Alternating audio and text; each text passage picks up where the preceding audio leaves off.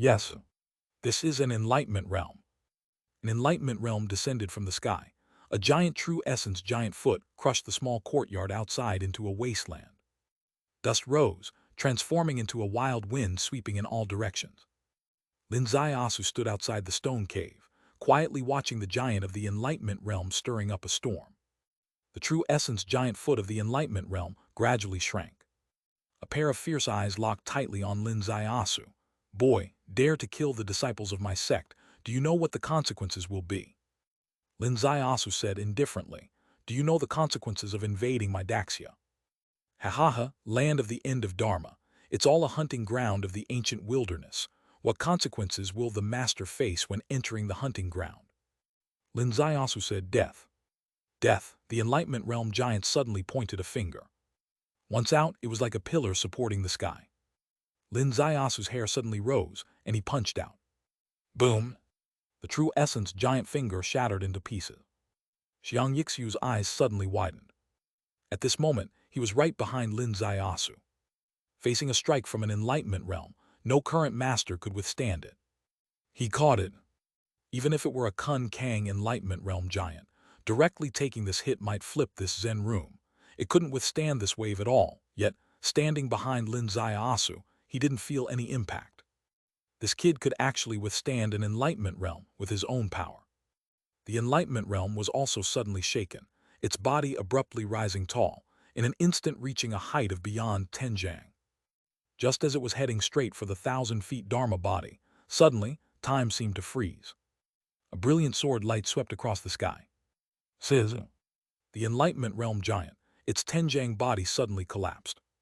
Its huge head rolled and fell, turning into an ordinary head on the ground.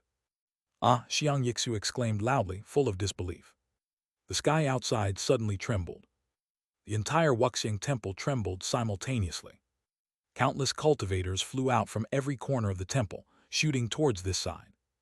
A cultivator army of more than 300 at this moment demonstrated the killing momentum of 100,000 iron cavalry.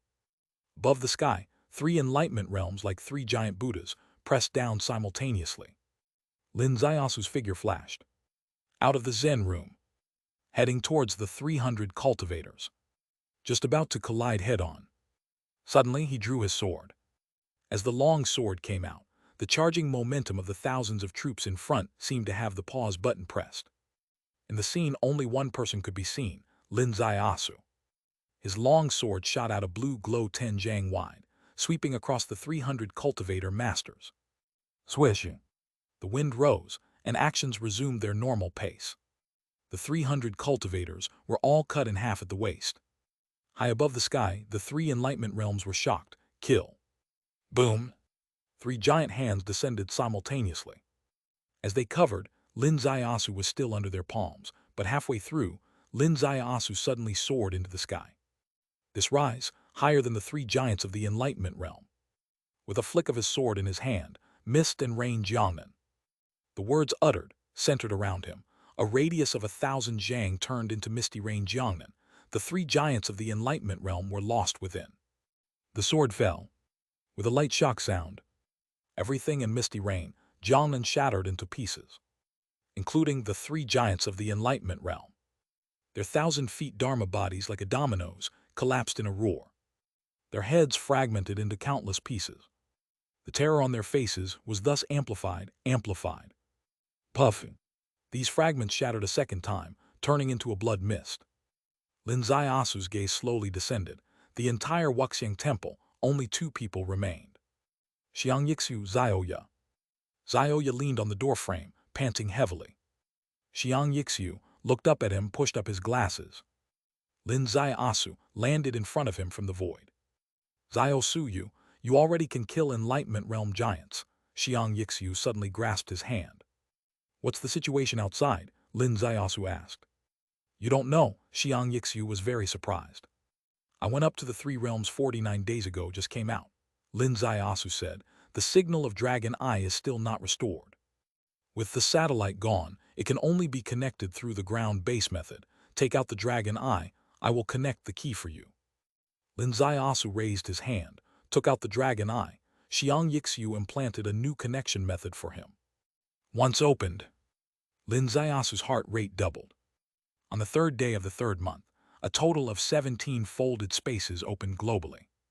Except for the 3 folded spaces in Daxia that achieved effective blockade, all other 14 were not blocked. The ancient wilderness had already begun breaking realms in batches. Global order had been reorganized. Western countries almost immediately went down on their knees, fully displaying the nature of paper tigers. They served as vanguards for the ancient wilderness bandits, initiating a war against Daxia. The satellites were gone. With the help of these Earth traders, the ancient wilderness bandits launched an unprecedented strong attack on Daxia. The defense line has been breached, and every major city is in chaos, like the human tragedy he had witnessed on the grasslands. It is not an isolated case, but rather the common state of the nation, seen everywhere. Little Sue, the world has come to this. It's the state we feared the most. There's no going back. We can never go back. Xiang Yixiu sighed deeply. Lin Ziyasu reached out and grabbed his arm. Under the rejuvenation secret technique, Xiang Yixiu's severed arm was reborn. Professor Xiang, we have to go back. 8 words, as decisive as cutting nails and slicing iron.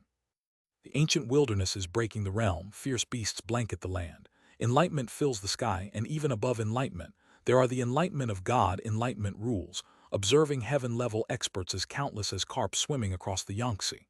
Our Daxia, each day in bloody battle, never compromising, but can humans really triumph over heaven? Xiang Yixiu said. Daxia, how many times throughout history has civilization faced the danger of discontinuity? Yet, has it ever truly broken Daxia's backbone? Lin Ziyasu said. This time is no different. We, in the end, will slay the invaders entirely. Even if the world falls into eternal night, Daxia will still ignite the fire of the human clan atop Kunlun Mountain. Even if the world falls into eternal night, Daxia will still ignite the fire of the human clan atop Kunlun Mountain, Xiang Yixiu murmured. How to ignite it? Whoosh! Lin Ziyasu soared into the sky, piercing the firmament, and in the distance, the peak of Kunlun Mountain lay covered in snow. The summit was shrouded in dense fog. Lin Ziyasu descended through the clouds and mist, landing on Kunlun. His hand conjoined, drawing the first segment of the human character scroll of the 3-character bone book, the spiritual word segment. White bone emerged in his palm. The wind swept and clouds flew. The bone suddenly transformed, turned into a bugle. Great Zia's heroic spirits in life, clear the enemies from 8 directions in death, secure the mountains and rivers for miles. I know you have not gone far. Awaken, slay the powerful enemies, rid the thieves, answer the nation's peril, and fight again on the battleground. The low voice pierced through, accompanied by the miraculous energy of the bugle, enveloping the vast mountains and rivers. The whole world suddenly fell silent. The mountains and rivers wept, mourning for miles, and an overwhelming sense of oppression cloaked all around, as if an endless torrent was slowly gathering in the wind. Lin Ziyasu raised his hand, placing the bugle to his lips, true chi moving through, and the resounding charge horn echoed across Kunlun. An avalanche on Kunlun above, transforming into a raging wave beneath his feet. Amid the raging waves, countless heroic spirits soared into the sky. Huixian Town. A few dozens of cultivators remained.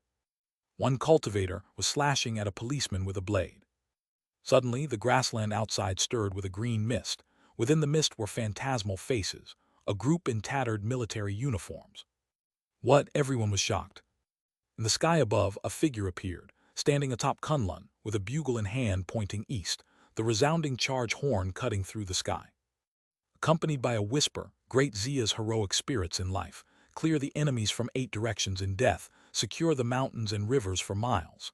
I know you have not gone far. Awaken, slay the powerful enemies, rid the thieves, answer the nation's peril, and fight again on the battleground.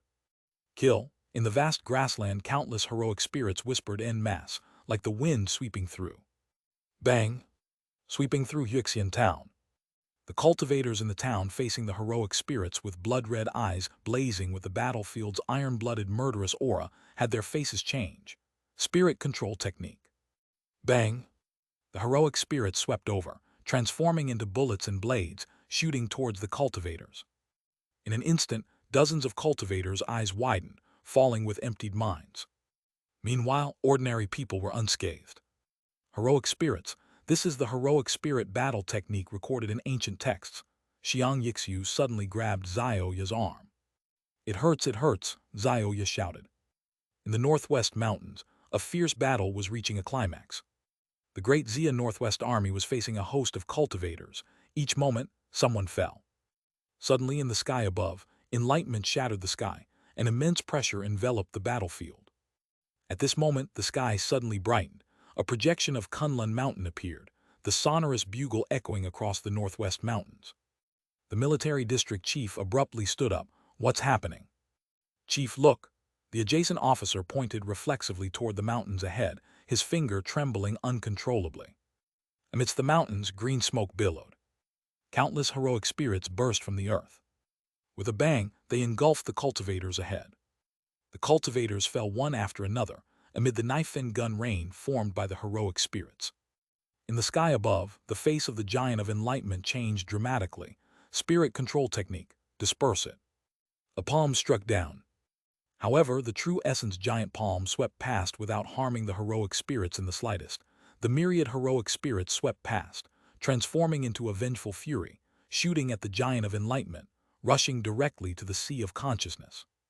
Bang! Bang! Bang! Countless explosions detonated in the sea of consciousness of the enlightenment giant, as the heroic spirits used their own bodies as explosives, demonstrating the self-detonation combat technique of Daxia's soldiers throughout history that terrified the enemy. 1, 2, 3, 10. 10 heroic spirits self-destructed, and the enlightenment standing upon the clouds plummeted to his death. Even giants of enlightenment couldn't withstand the heroic spirits. The ranks of cultivators scattered in panic, turning to flee. However, the heroic spirits swept down, overwhelming all. Where could the world offer them refuge? Within moments, half the grassland was cleared of all cultivators, including observing earth, observing heaven, and enlightenment. The bugle resounded, sweeping across the sky, transforming into waves from north to south.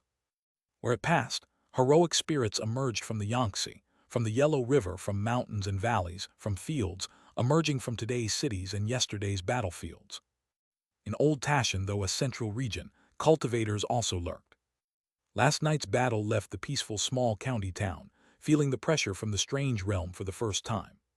Fortunately, the intervention of Kun Kang's giant at the Tashan defense line barely fended off the first wave, but at the cost of 10 high-rise buildings collapsing.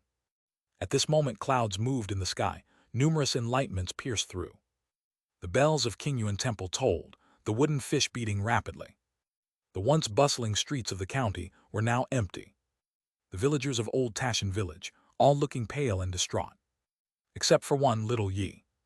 Little Yi held Lin Mu's hand tightly. Though she was a robot, she couldn't say comforting human words, but her hand, carrying human warmth, was the best comfort.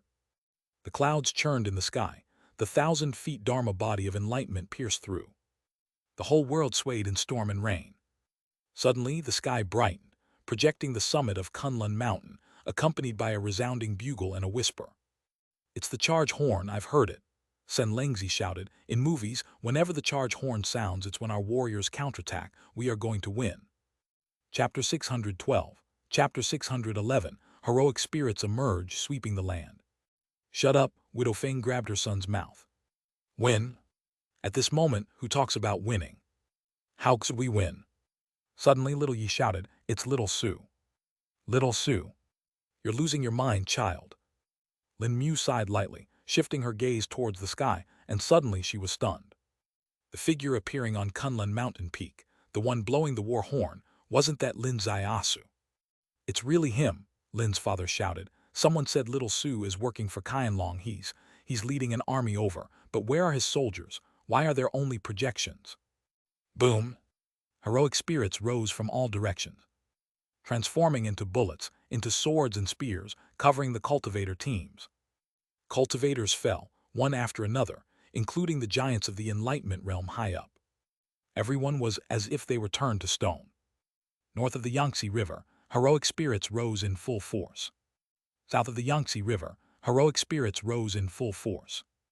All the invading enemies, no matter which corner you hide in, can't escape the sight of the heroic spirits. Buried in the soil, you die in the soil.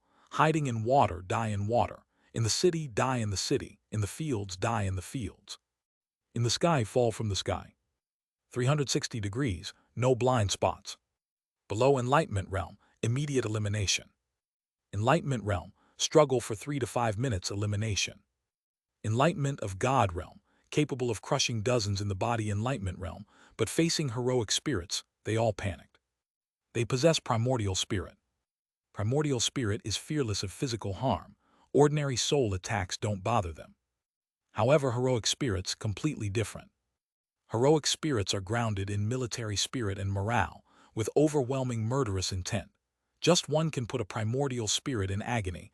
10 surrounding would utterly panic them. 100 encircled, they couldn't withstand it, only escape. Yet trying to escape is extremely difficult. In the land of Daxia, where is there no spirit, all awakened, you try to escape the national border, every step is a death line. One enlightenment of God giant fell after another. Finally, it was the group's turn, the strongest ones, the end of Enlightenment Realm. Enlightenment rules realm. In the current heavenly Tao where holding state cannot emerge, Enlightenment rules realm is the peak. The strongest among them, named Yu-Jun. The one who dueled with Mad Blade for hundreds of moves, unable to gain an advantage. He is a practitioner of the Dark Rule, also skilled in spirit control technique. Facing the heroic spirits across the mountains, Yu-Jun actually laughed, marvelous, isn't this a gift of weapons? Indeed, Brother Yu is most proficient in spirit control technique. Using these spirits as tools would surely double the result with half the effort. Another was the one who stormed through the South Sea and nearly crippled Mad Taoist with a stomp, that super master, named Huang Jun. The two were not originally named this. Entering this world, they are named with Jun, declaring they should be the rulers of this land. Yu-Jun extended his hand, suddenly producing a black large flag. The flag waved, forming a black vortex accompanied by an extremely eerie whisper, "Collect." This was his Spirit Collection banner. Spirit Collection banner could even collect ancient fierce spirits. Taking it to capture these apparently tattered clothed spirits, isn't it easy to collect a large basket? Unexpectedly, something strange happened. With this attempt, absolutely no success. The overwhelming heroic spirits, not a single one was collected, instead incited the wrath of the heroic spirits, launching a fierce attack. Huang Jun's face changed dramatically. Brother Yu, what's happening? These are battlefield heroic spirits, rooted in this world with unparalleled firmness of belief, Yu-Jun said, but no matter, brother still has spirit destruction technique. If they can't be subdued, why not destroy them? His flag expanded, suddenly transforming into a horsetail whisk, with a sweep slicing the void. This indeed proved effective. The dense heroic spirits instantly became riddled with holes. However, as the two giants rejoiced, their hearts suddenly chilled. These heroic spirits, though riddled with holes, still had crisscross bloodlines, maintaining their original form. This line, what the hell is this? Yu-Jun uttered in shock. Boom! Countless heroic spirits swarmed. His primordial spirit was surrounded by thousands of soldiers. Slash with blades, chop with axes, transform into bullets shooting into his sea of consciousness, transform into bombs exploding. Facing the sword of the primordial spirit, not one retreated. This overwhelming battle intent, Yu-Jun had never seen. Exhale. Yu-Jun retreated. Fleeing. He flew through the air. Countless heroic spirits pursued all the way, across the Yangtze River, across the Zhu River. Increasingly more. Yu-Jun's forehead was drenched with cold sweat. His super master's composure, his super master's confidence was being eroded bit by bit. Finally, he entered the South Sea. And behind him, Huang Jun let out a long, miserable scream. Boom! Falling from the sky, crashing heavily on the South Sea shore. He was just half a step away from escaping the border. However, just this half-step difference under the current heavenly Tao caused the giants of the Enlightenment realm, the towering beams, to die. On the South Sea shore, Blood Trace King suddenly spun, slashing down a peeping heaven master with a single blade, his gaze suddenly lifting. In front of him, there were still dozens of peeping heaven masters. They had surrounded him. And beside him was another person, Lin Weiyang. Lin Weiyang, with a forehead full of messy hair, sat on a reef, surrounded by several fallen cultivators. This was done using his subdivine skill. However, signs showed he could only kill up to this point. Because after 3 days and nights of fighting, his secondary deity was already exhausted, and even though Moon Lotus aided him, replenishing faster than anyone else, it was ultimately unable to replenish this level of consumption. Moreover, he didn't dare openly use Moon Lotus's most formidable combat technique. Once used, he would certainly be locked by the Enlightenment realm, and in that case, Moon Lotus couldn't be protected, and he wouldn't even have a chance to turn the tables. Professor Lin, today, it seems the journey must begin. Blood Trace licked his lips, took a deep breath, and made his final adjustments. Personally, I think you gave Lin Xiaosu a tough problem, Lin Weiyang said. You forced him to promise you to spread your ashes over Tashan. Seeing today's battle, it's almost impossible for him to piece together your shattered bones and flesh. Haha, no worry. This kid's strongest asset is his detective skill. As a friend, I give him this chance to perform. Boom! Cultivators erupted. Just then the sky suddenly brightened. At Kunlun Peak, a voice resounded. Murmurs rose, the bugle sounded. With the blood-boiling charge horn sounding, countless heroic spirits surged from all directions. They lunged fiercely at the cultivators' ranks, felling them like cutting wheat. Whoosh! The wind howled, and a figure leaped from the grass, none other than Lin Weiyang's intimate secretary and little wife, Yushui. Yushui's gaze shot to the sky. Professor, what is happening? Lin Weiyang's eyes opened wide. Heroic spirits rushing to the national disaster, the three-character bone book human volume. This kid actually found a way to defeat the enemy. Blood Trace abruptly reached out, grabbing Lin Weiyang. What does the three-character bone book human volume mean? The three realms have intervened. Summoning heroic spirits is the ultimate method of the three realms, but isn't it said that the heroic spirits of the three realms are no longer there? Wasn't it said that the three-character bone book for summoning heroic spirits would never see the light of day? Lin Weiyang's face was full of questions, muttering, soul summoning technique, undoubtedly an unorthodox method, undoubtedly the heavenly Tao holding the center I hold to the left. But from this kid's hands, why does it have such a grand atmosphere? Is this really unorthodox? Southern Country battlefield. The bugles sounded all around. The invading cultivators fell on the battlefield. Lin Xiaoying flipped midair, landing and pointing to the sky, shouting, "Brother, my brother!" His voice was a long call like weeping. From the distant peaks, Blue Demon leaped out of the valley, staring blankly at the sky. Her eyes at this moment seemed to have shed the ghastly murder intent of a month-long battlefield, turning into warmth instead. King Lanshan, Lin Xiaoying's voice crossed over the mountain slopes. "Do you see? My brother is back. I'm going to meet him." Blue Demon raised a hand, and a wing blade rose from the valley below, its wings covered in bloody flesh, the dried blood of enemies. Blue Demon treaded on the wing blade, soaring through the air, piercing the sky, heading straight to the northwest. On the top of Kunlun Mountain, strong winds rose. Lin Xiaosu extended a hand, removed the bugle from his mouth, holding it as he faced the countless heroic spirits, bowing deeply. This was a salute to the tens of thousands of heroic spirits. Behind, a lamp was lit. Even though the mountain wind howled, it couldn't extinguish this lone lamp. Even though the sun was high, there remained a place for this lamp. Under the lamp, Taoist Lu Yun gently sighed. With a single bugle call, 1,000,000 heroic spirits rushed to defend the nation. You have succeeded. Daxia country has won 3 years of peace. 3 years, Lin Xiaosu's heart skipped a beat. Yes, Lu Yun said. For the next 3 years, even if the entire globe becomes a paradise of the ancient wilderness, even if the world underground simultaneously opens, Daxia can still enjoy peace and become an isolated island amidst chaos. But why only 3 years? Lin Xiaosu asked. Because on the 19th of September, 3 years from now, it's Calamity Day, Lu Yun said. On Calamity Day, all folded spaces will open simultaneously, and the world underground will also be fully unsealed. The heavenly Tao here will be completely repaired, synchronizing fully with the ancient world and Earth core world rules, and the giants of holding can move freely. Heroic spirits can't handle holding the way, can they? Lu Yun's gaze lifted. What is called holding is to hold the heavenly Tao, walking the path of transcendence. No matter how strong, heroic spirits cannot defy the heavenly Tao. If this was a basin of cold water, it was poured mercilessly over Lin Xiaosu's head in the wake of survival. He had exhausted his life's opportunities. He had exhausted his luck. He acquired the 3-character bone book that even the dead venerable Hydra snake couldn't let go, and activated millions of heroic spirits in Daxia. Yet it could only ensure peace for this world for 3 years. 3 years gone in the blink of an eye.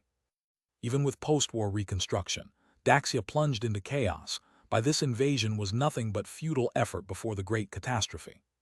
Is this the heavenly Tao here? Is this their destiny? Linzai Asu slowly lifted his gaze, looking afar at the vast starry river. I wish to enter the ancient wilderness. Entering the ancient wilderness, what do you seek? Lu Yun's voice was extraordinarily steady. Raiders may come, I too can go. Linzai Asu responded with 7 words. He didn't answer Lu Yun's question. He was merely stating a fact. Folded space will be fully unlocked. This world will be fully connected with the ancient wilderness. The grand course of history cannot be altered by anyone. Neither could he.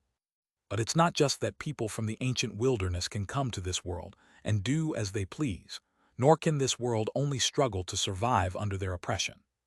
I too can enter your world. If you dare to disrupt my world, I will turn yours upside down. Chapter 613, Chapter 612, Refusing the Kindling Lamp. Leave something behind, Lu Yun said. The spiritual section of the 3-character Bone Book's human volume, you must leave it. Linzai Asu lowered his gaze, looking at Lu Yun. Lu Yun smiled gently. Tens of millions of heroic spirits are summoned by the spiritual bone section. This bone is the root of summoning. You need to leave it within the borders of Daxia so the heroic spirits have roots. Linzai Asu nodded slightly. Have you thought of where to place it? Lu Yun asked.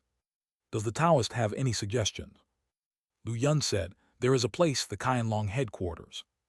Linzai Asu smiled lightly. I thought the Taoist would suggest leaving it in the 3 realms. I originally had this idea, but after seeing the heroic spirits fighting this time, I changed my mind, Lu Yun said. Why? Because I think they actually don't want to reside in the high halls of the 3 realms. They prefer to stay in the vast landscapes beneath their feet. This is probably the difference between this generation of heroic spirits and those of ancient times. Ancient heroic spirits were the outstanding talents of their tribes, the children of noble families. Although they were heroic spirits, they did not shed the habits of being noble descendants, accustomed to being in high halls. But this generation of heroic spirits, they were originally the children of farmers. They prefer the vast landscapes beneath their feet, and if you place them in high halls, they instead dislike it. Linzai Asu sighed deeply. It's still the Taoist who understands them. Let's do as the Taoist suggests. Lu Yun gently lifted the lamp in his hand. You are about to start a long journey. This lamp, I give it to you. This lamp was handed to Linzai Asu. Linzai Asu did not reach out, shaking his head gently. Lu Yun said, I have nothing else to give you, only this lamp. Please accept it. No need, Linzai Asu gently pushed back. This lamp, let's leave it in the 3 realms. You don't know the wonders of this lamp. I know its wonders, Linzai Asu said. With the kindling lamp in hand, no one below the state of holding can harm me. Even if severely injured, I can be reborn from a drop of blood. Even placed in the ancient great world, it is an unparalleled exotic treasure that countless sects would compete for. Since you know, then why not accept it? For one reason, it is ultimately not my lamp. Lu Yun looked at him for a long time. The path is chosen by oneself. Yes. Heavenly Tao is 50, the manifestation of the heavens is 49, but one is hidden away. Lu Yun sighed lightly, go. His figure turned, ascending straight into the sky. Above the sky, a Taoist gate opened, and Lu Yun's figure disappeared. That solitary lamp blossomed into a brilliant light on the horizon. Like a rainbow after the rain. A winged blade pierced through this rainbow, shooting towards Linzai Asu. Linzai Asu smiled. The winged blade was familiar. The person on the winged blade was familiar. Blue Demon. Blue Demon leaped down from the winged blade, her figure flashing as she rushed towards Linzai Asu. Linzai Asu spread his arms wide, and the two embraced tightly.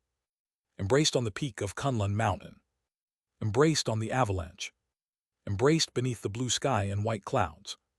No words, just an embrace. For a long, long time. Finally, Linzai Asu spoke. It's over, sister. Blue Demon slowly raised her head, and in her eyes tears glistened, but on her face she smiled like a flower. Yes, it's over. When you sounded the charge on Kunlun Mountain, I was in the southern border. I knew you could bring hope, but I didn't expect this hope to come so quickly, and such a big hope it is. Still, it's a bit late. I've already seen the situation within the country.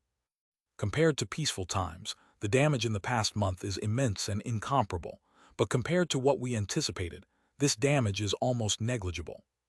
This was the truth. In peaceful times, an exotic beast injuring people would be a major event. But in everyone's expectations, this calamity was a battle for the severance of civilization. Everyone was prepared to face death.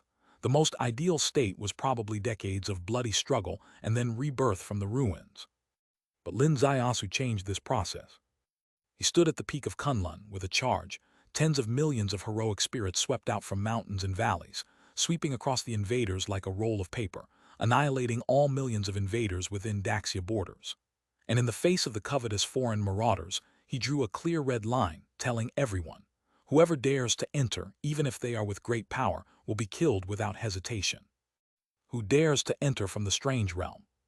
Sister, don't be too optimistic, Lin Zaiyasu said. The peace before us is only 3 years. Blue Demon's heart suddenly skipped a beat.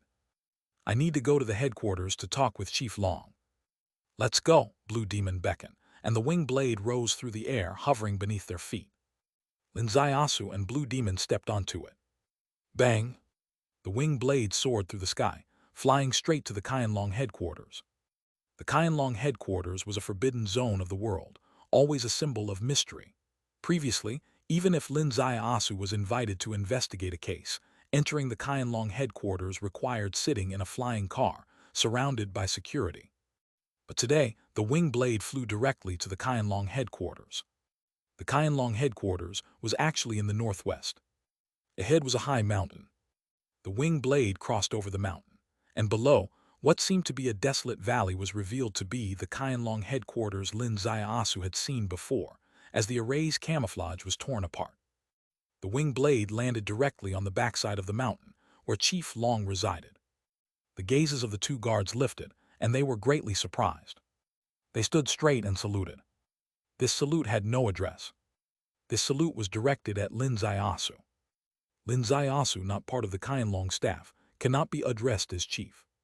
However, his world-saving heroics still earned him the highest respect of the Qianlong warriors. Is Chief Long here? Blue Demon asked. Yes, please come in. The two guards, without even needing to consult, allowed them to pass directly.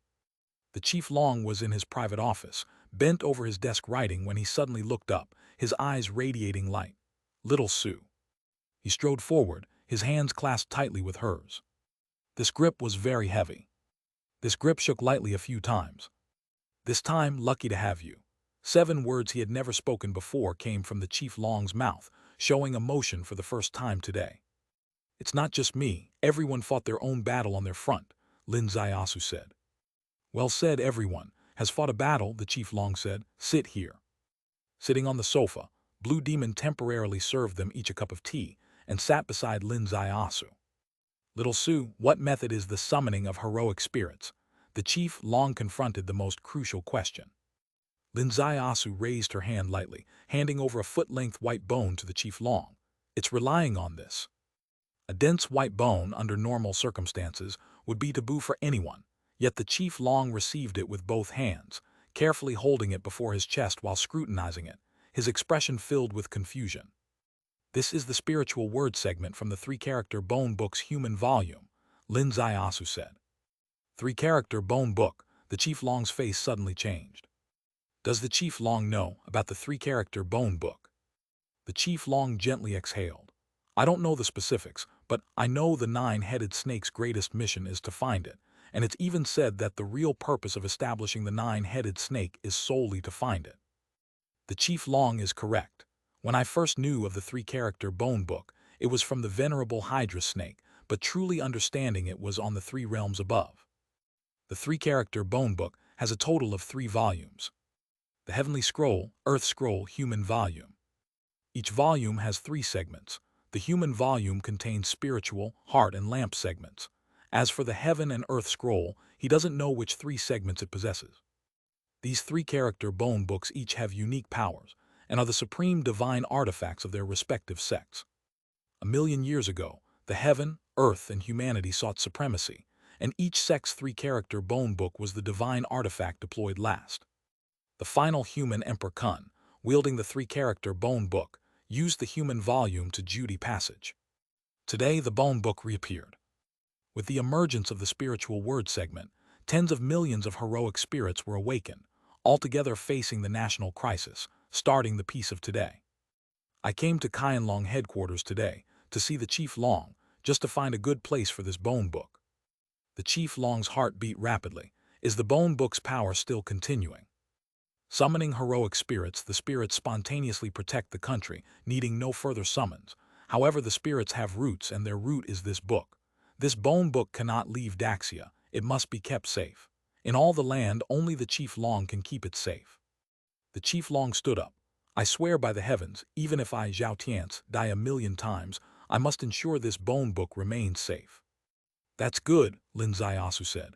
Now, on to the second matter, which is the most important. Speak. Heroic spirits protect the country, only for 3 years of peace, Lin Ziasu said. 3 years later, on September 19, is the Calamity Day. All folded spaces will open, and this realm's heavenly Tao will completely align with the desolate ancient realm. Then the great power of Tao can transgress, and on that day, even heroic spirits won't be able to protect this world. That's unexpected, only 3 short years, the Chief Long was shocked. The heart of Blue Demon was also in turmoil.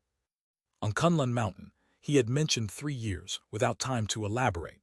She had only left this great worry in her heart, and now, the stark reality was directly laid out before the Chief Long, leading even his stable demeanor like a mountain to turn pale. Blue Demon took a deep breath, breaking the suffocating silence. Little Sue, what ideas do you have? Speak up. With a sudden swish, the Chief Long's gaze shot towards his face. Lin Ziasu sighed lightly. I'm leaving. Where to? Blue Demon's heart skipped. Ancient wilderness. Blue Demon's heart quaked. The Chief Long's expression swirling. Enter ancient wilderness, seeking change behind enemy lines. Yes. The room was silent, deep as night. The world will change vastly. The great power will arrive, and the true catastrophe will come.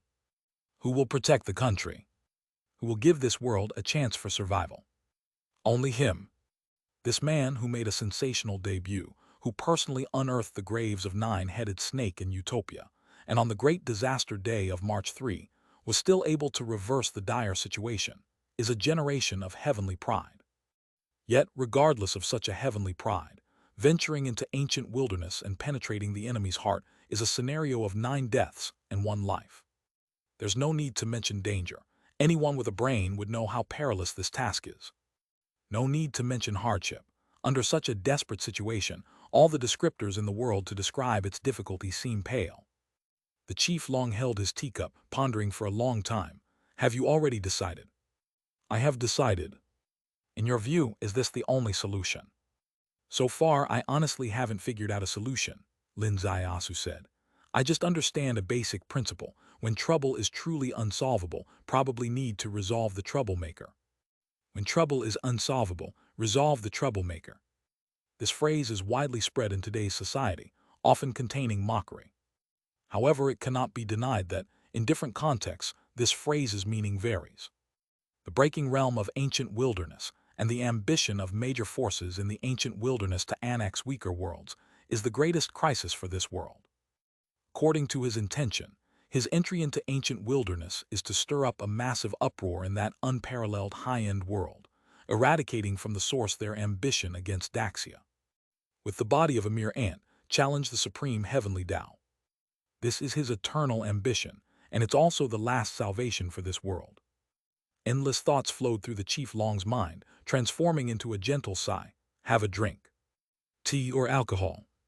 Alcohol? The Chief Long rose, walked to the desk, and opened the cabinet behind it where there was a bottle of alcohol. He took out 2 cups and slowly poured the alcohol, pouring it very slowly, filling them to the brim. Holding up the alcohol, leave the matters at home, rest assured. 6 words extremely solemn. Good. No matter what happens, keep your life. The Chief Long slowly raised his head, his eyes gaining a gentle warmth. Return to see me before September 19, 3 years later, if I'm still here. Chapter 614, Chapter 613, No Regrets. Old man, you're getting a bit sentimental, Lin Ziasu laughed softly. Sentimental? Then let's be more sentimental, urging you to drain another cup of wine. Once you leave the sunshine westward, you will find no old friends. Chief Long lightly clinked his glass with him. Cheers. Cheers. The two clinked glasses and simultaneously tilted their heads back. Once the wine was finished, each turned away. Lin Zaiyasu left Chief Long's office. Chief Long faced away from the door, his gaze fixed on the wall behind him. In his eyes there was a glisten. His chest rose and fell gently. In front of him was the map of rivers and mountains across thousands of miles. Above his head hung a sharp sword. Those who hadn't been in Chief Long's office wouldn't have thought that the master of Qianlong would have a sword hanging above his head. This sword was a reminder. It constantly reminded him of his great responsibilities, of overseeing everything, and that with any mistake, the blade would be upon him. Today, this young man is about to set off. He knows it's not the best way, but what else can he do? Having walked out of Chief Long's office, Blue Demon stayed silent. Descending from the hillside, she said nothing. But upon stepping onto the little river embankment, she spoke up, "Stay at my place for a night." Lin Zaiyasu stopped in his tracks. Blue Demon reached out and grabbed his hand. "Just one night, I'll send you back home tomorrow morning." "All right." The dishes, cooked personally by Blue Demon. The wine was a daughter red she had treasured for a long time. After having their fill of food and drink, he was ushered into the bathing room, and the pajamas hanging outside were also prepared for him by her. When he came out wearing the pajamas, he saw Blue Demon sitting at the bedside. She had obviously just bathed as well, fresh and glamorous, and the pajamas she wore were a couple's matching set with his. Lin Zaiasu's heart skipped a beat. Blue Demon slowly lifted her head, slowly stood up, and slowly walked towards him. She extended her arms and hugged his waist. A scent unique to her filled his nostrils. "Senior sister." Blue Demon flipped her hand to hook his neck, then pressed her lips against his. Lin Zaiasu's eyes widened. The curtains automatically closed, extinguishing the lights in the room. Outside the window, dusk hung low. Below the window, spring insects chirped gently. In the room, the spring wind blew. Across the bed, spring rain drizzled. Blue Demon swayed gently as if floating on waves. 2 hours later, the room fell quiet. Lin Zaiyasu held her gently. "Senior sister, I remember your initial role was as a supervisor, constantly reminding me not to mess around. Consider me to be stealing on duty, all right." Blue Demon lightly nibbled him playfully, rolled her eyes at him. "You punished me too, made my soul fly away." Those words were quite stimulating, causing Lin Zaiyasu to react in a certain way. Blue Demon felt it, chuckled mischievously. "Ah, Senior Sister has you in her grasp now. Do you want Senior Sister to change into someone else's appearance to give you a taste of something different? Senior Sister, you're being too wild." Even wilder things were yet to come. Blue Demon made a move, mounting him. At the start of the move, she was Blue Demon, but after mounting, she astonishingly became Chang Yi. Lin Zaiyasu was utterly speechless. If the room could record, this tape would be infinitely exciting. Blue Demon Chang Yi, Huya, not to mention Miao Ruolan. You transformed even into Catherine, enough said. You eventually turned into Miao Yin, the Heavenly King, and portrayed Miao Yin, Heavenly King's shy and bashful expression to perfection, rendering one truly unable to resist. The most fatal thing was, even her breathing carried musicality. Lin Zaiyasu fell asleep. Slept soundly. Nobody knew that since March 4th, after sleeping with Ding Ryushui on the South Sea vessel, he hadn't slept at all for nearly 2 months. In the upper 3 realms, nerves constantly on edge. Entering heavenly abyss, life and death hung by a thread. Under the kindling lamp at the Taoist temple, overtime because the kindling lamp did, he worked overtime. Exited the 3 realms, initiated the 3-character bone book, saving the Daxia from falling. Until this night, experiencing all earthly beauties, he comfortably entered dreamland. Until dawn. Lin Zaiyasu woke up but didn't rush to get out of bed. He lay quietly, watching the spring outside the window gradually drift away, greedily enjoying sleeping until he naturally awakened, experiencing the soothing sensation of a brain washed like water. Finally, he flipped back the duvet and got out of bed. As he got out of bed, the bedding caught his attention. A spot of delicate red on the bedding, resembling peach blossoms. The door was pushed open. Blue Demon appeared before him, her face, at this moment as delicate as a peach blossom, for she saw where Lin Zaiasu's attention lay. "Senior sister, you're still intact." "Not anymore." Blue Demon waved her hand, placed the tray next to the bed, deftly pressed the bedding down, her face red as she leaned towards him. My naughty junior brother broke it last night. Her demeanor was too enchanting. Lin Zaiasu reached out, grabbed her waist. Blue Demon chuckled mischievously. Let's have breakfast first. After breakfast, you can rehearse again. Senior sister is still at your service. After finishing breakfast, they rehearsed once more. Blue Demon lay in his embrace, unmoving for a long time. Senior sister, what are you thinking about? I see the twinkle in your eyes. Lin Zaiasu gently held her shoulder. There's something I'm really hesitant about, truly. What is it? Regarding Chang Yi. Lin Zaiasu's heart suddenly jolted. She's awake. Yes, she's awake, but Blue Demon took a deep breath. I can tell you, but you have to promise me. Don't get too agitated. All right, Lin Zaiasu's heart was already in turmoil. He had a bad premonition. Regarding Chang Yi, there hadn't been any mention of her for a long time because she had been asleep for too long, and during the later major battles, she was entirely an outsider. Today she woke up, but from Blue Demon's mouth, it was so hard to speak of. This was definitely not a normal occurrence. Blue Demon told him. It was an earth-shattering piece of news. Island 101 had been invaded by enemies. Chang Yi awoke but lost her memory. She forgot she was Qianlong. She forgot the mission and steadfastness of Qianlong. She allowed the person in charge of Island 101, number 6, to die in front of her, and she even personally crushed Xinyu's neck. She was taken away across the heavenly window by the sect leader of a villainous sect called Wandu sect from the ancient world, becoming a disciple of that sect that invaded Daxia. Lin Zaiasu was completely stiff. He wasn't agitated. However, his reaction worried Blue Demon more than if he had been agitated. You promised me to view it with a calm mind. Blue Demon gently leaned over. Lin Zaiasu exhaled softly. Xinyu truly died. Xinyu's neck was crushed, though the rescue was timely enough to save her. She has completely changed. The lively and cheerful Xinyu of the past is dead, leaving only a gloomy and silent Xinyu who doesn't speak a word to anyone. Blue Demon said. She still can't believe it. How could her own sister be like this? She doesn't believe it, do you? Do you believe it? Lin Zaiasu asked. I don't want to believe it, but that's what's recorded in the Qianlong archives, and the on-site video recording is the same. I'll show you. The video played in the bedroom. In the video, Chang Yi stood on a cliff, her gaze completely different from before. Cold and ruthless. Above in the sky, two Enlightenment Realm figures and a graceful female voice echoed. Young girl, are you willing to join our Wandu sect?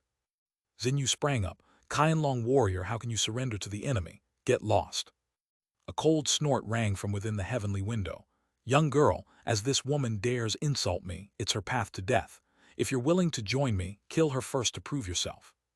Chang Yi's gaze slowly lifted, staring at Xinyu, her eyes icy and cruel. Xinyu looked at her gaze, her expression slowly changing. Sister Chang Yi, you. Who is your sister? After this nirvana, I've long forgotten everything. Her voice was infinitely cold. Qianlong number 6 appeared, attempting to stop Chang Yi, but was killed with one blow by the Enlightenment Realm in the sky. Chang Yi clasped her hands together, crushing Xinyu's neck. The entire process was clearly presented. Lin Zaiasu watched quietly. Blue Demon said, maybe someone who has gone through such a lengthy painful nirvana really can have their consciousness wiped clean, thus completely becoming another person. Is it possible? Lin Zaiasu's gaze slowly lifted, staring at the ceiling. In theory, it is indeed possible. Chang Yi's nirvana was a process of countless cycles of death and rebirth. Every time she died, her consciousness was cleansed. Every time she lived, her consciousness was rebuilt. Repeated so often in over half a year, it might indeed clear all consciousness. Once a person's consciousness is entirely cleared, only instinct remains. A person with only instinct will act solely on instinct. The basic instinct of humanity is to seek benefit and avoid harm. Blue Demon sighed deeply. She is the attachment in your heart, the one for whom you're willing to ruin your cultivation road, forcibly pulling her back from the brink of death. But today, Senior Sister, Lin Zaiasu gently raised his hand. Blue Demon's voice stopped abruptly. Let's take a trip to 101. 101, the entire island has been destroyed and has already sunk. This video was retrieved from the sea with great effort and restored, Blue Demon said. It's okay, just consider it my detective skills' last display in this world, Lin Zaiasu said. Then let's go. The two of them got up and dressed. Lin Zaiasu was still wearing yesterday's clothes, which Blue Demon had already washed and dried for him. Blue Demon's clothes looked very ordinary but shone with a peculiar light when shaken. Lin Zaiasu glanced at it with a multitude of feelings. This outfit was clearly the fourth-generation nanomaterial, the same material Chang Yi once used for her outfit. This technology is still in the experimental stage and cannot be widely applied yet. Used on Blue Demon, it was probably out of necessity. Because Blue Demon's body could grow large, without special clothes, she'd be naked on the battlefield at any moment. But used on Chang Yi, using such precious materials to make an outfit, what an oddity! Oh no, what a sign of care. Chang Yi, have you really forgotten everything from the past? The words I left by your ear, I will wait for you in the mortal world, have you really forgotten? The wing blade soared into the sky, shooting out from Qianlong headquarters, reaching the South Sea in over 10 minutes. Lin Zaiasu stood atop the wing blade, his gaze calm and composed. This was his special look when solving mysteries. Blue Demon had seen it many times but never understood it. But she never needed to understand it, she just needed to trust him. Lin Zaiasu reversed time and space, bringing the scene of that day back before him. No longer the fragmentary images partly restored through data found by Qianlong from the seabed, but the full version. The light in his eyes suddenly flickered. The tense expression on his face suddenly relaxed. What did you see? Blue Demon's heart leaped. This was clearly a look that indicated a revelation. Could it be that here, in this sea without an island, you can really find some clue? Lin Zaiasu lightly extended his hand, pulling Blue Demon into his arms, kissing her deeply on the lips. Blue Demon's eyes were a bit dazed. She didn't even perform the habitual action of closing her eyes. Why the sudden passion? Untangling a heart's knot is worth celebrating with a bit of passion, Lin Zaiasu said. Chapter 615, Chapter 614, The Discount Husband Takes Off. Blue Demon's eyes suddenly widened. She didn't disappoint you. Some things may have been deliberately orchestrated by Qianlong's higher-ups, but I don't want you to be in the dark either, Lin Zaiasu said. Senior sister, do you remember the Trojan Horse Project? Trojan Horse Project, Blue Demon's eyes sparkled. Are you saying she deliberately infiltrated the enemy? Yes. This is just your own psychological comfort. It's not psychological comfort but an ironclad fact, Lin Zaiasu said. When she first woke up, she resisted and used poison magic to kill at least 100 people when faced with intruders, until the Enlightenment realm appeared and she could only stop powerlessly. Number 6 died at the hands of the Enlightenment realm. She didn't just let it happen, she was utterly powerless to stop it, Blue Demon said. Yes. Although it was her own hands that crushed Xinyu's neck, maybe it was also precisely her, with great effort, that saved Xinyu's life, Blue Demon said. Lin Zaiasu stared into her eyes and slowly said, there's at least one judgment that cannot be questioned. If it wasn't her who acted against Xinyu, but the Enlightenment realm, Xinyu absolutely couldn't have survived. Based on this, backtracking, having her personally kill Xinyu was the most ideal plan. Blue Demon looked up at the sky and pondered for a long time. Qianlong announced the conclusion of Chang Yi's rebellion and published half a video just to create this misconception, to prevent the other side from discovering her identity. Is that right? I hope so, Lin Zaiasu said. Regardless of the reason anyway, I believe it, Blue Demon said. You were supposed to believe it. Blue Demon sighed deeply. It's because Chang Yi rebelled, and I was worried you couldn't withstand such a heavy blow, so I thought of stepping up myself to give you some comfort. Now it turns out she didn't betray, so did I lose out. Lin Zaiasu glanced at her and remained silent. You want to see how you performed last night? Is this the act of stepping up? The urgency in you, I can't even begin to comment. Blue Demon said, there's no turning back now anyway, what's done is done. For the next 3 years, I'll punish myself by not fooling around with men anymore. I quite like this kind of punishment. Lin Zaiasu's lips fell on hers. Senior sister, let's go back. Go back where? Blue Demon flirtatiously looked at him. Are we going back to your old house and change the starting point of my 3-year term on your broken bed? The 3-year term starts this morning. However, watching her stance, it seems she's ready to make a small amendment to this starting point, perhaps beginning 2 hours later. You go back to headquarters, I'll go home. Blue Demon glared at him. Aren't you letting me see you home? Really, there's no need, Lin Zaiasu said. maybe you haven't noticed your cheap husband can now fly." His figure rose straight into the sky. Blue Demon's mouth dropped open. "Bye-bye." Lin Zayasu's figure turned in midair, shooting into the sky. Blue Demon rubbed her eyes furiously, and by the time she finished rubbing them, Lin Zayasu was long gone. "Oh my God," he flew. His cultivation road has connected, and he entered the enlightenment realm. Is this possible? The wind blew through, the sea stirred, and no one could answer her questions. Blue Demon unfolded her wing blade underfoot, increasing her speed, and in a moment she flew over countless mountains and rivers, and the next moment she appeared in Conch Valley in a cave. The entrance to the cave was extremely small, but the inside space was huge. Blue Demon's figure was like electricity, rushing into the innermost semi-open-air cave dwelling. In this cave dwelling there was one person, the Miao Yin Heavenly King. The Miao Yin Heavenly King was sitting on a semi-open-air platform, tuning a gyukin on her lap.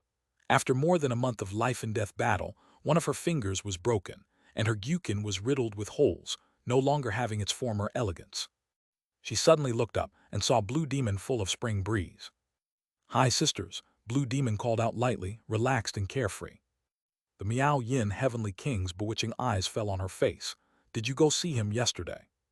Don't guess around, don't probe with words, don't play these little tricks with me. I, Blue Demon, dare to do and stand by my actions. I'll say it directly." Blue Demon said, "I was with him." The Miao Yin Heavenly King's eyes widened. "Have I played little tricks? Don't think I don't know. You're contemplating those trivial thoughts in your heart. No need to ponder and explore anymore. I'll just say it outright, why not?" The Miao Yin Heavenly King blinked. "Why do I feel you're simply showing off? The passion can't be contained, so you pulled me to share." "Share?" Blue Demon laughed, laughing so hard she leaned back and forth. "If you talk about sharing, I indeed had a special fresh share yesterday. I transformed into your appearance, loved him 3 times, and I truly felt his unusually high spirits." The Miao Yin Heavenly King's mouth was half open. "Oh my God, do you want to listen to what you're saying? I promised you to create opportunities, and I did it, using your identity to get close to him." The Miao Yin Heavenly King slapped her forehead. "Transformed into me, using your own body. You shameless creature, how could I meet such a demon as you? It's a sin." Her mind was in turmoil. Before her eyes, it seemed a marvelous scene was unfolding. He was on her, moving, but the true recipient wasn't her. It was Blue Demon. "Blue Demon, you devil, your name matches you well. You simply fear the world isn't in chaos. No, you can't stand my peace of mind." Lin Zayasu flew 2,000 kilometers away. From morning until afternoon. With a whoosh, he landed on Dangjia Mountain. Perhaps the Great War had just ended, and everyone was still at home, afraid to go out. Maybe these days, they've seen too many things in the sky. Anyway, no one paid attention to him. Lin Zayasu stood on the pavilion on the hillside, glanced at Feng Cheng. Feng Cheng had also suffered. In the northwest corner, 10 buildings turned to ruins. It wasn't a battlefield. The battlefield was in the sky, a battle in the enlightenment realm in the air, the aftermath slightly sweeping across. 10 high-rises collapsed with a boom. This is the fragility of modern society. This is the scar left on the Feng Cheng people by the disaster. He sighed softly, taking a step into the air, and the next moment he appeared at the door of the detective agency. No matter how many times he went out, as long as he saw the sign of the detective agency, he always had a feeling of coming home. But today, there was a slightly different flavor to this feeling. Because from now on, he would be embarking on a long business trip, incredibly long, spanning time, distance, and the uncertainty of life and death. Inside the detective agency, 3 women were present. Miao Rulan, Zhou Zai, and Zhou Mei. Lin Zayasu's smiling face appeared at the door, and all 3 women jumped up simultaneously. Zhou Zai rushed over, seemingly about to dive into his embrace, but stopped a foot away, her chest rising and falling gently. "Brother Lin, I saw your projection in the sky. I heard your bugle call, so handsome, so handsome." Lin Zayasu laughed. "Right, next time I go on a business trip, I'll bring you back a bugle." The atmosphere became lively. Zhou Mei took a deep breath. "How are things now?" Her words drew everyone's attention. Miao Rulan was pouring water halfway, and even the flow from the kettle slowed. The enemy retreated, the sky over Feng Cheng was clear, yet the calamity's true extent remained unknown to them. Various legends circulated among the public. Some said a heavenly god descended. Some claimed the Qianlong intervened. Some said the battle was already over. Yet others believed that it wasn't, that the whole world was occupied, and we would still face an end.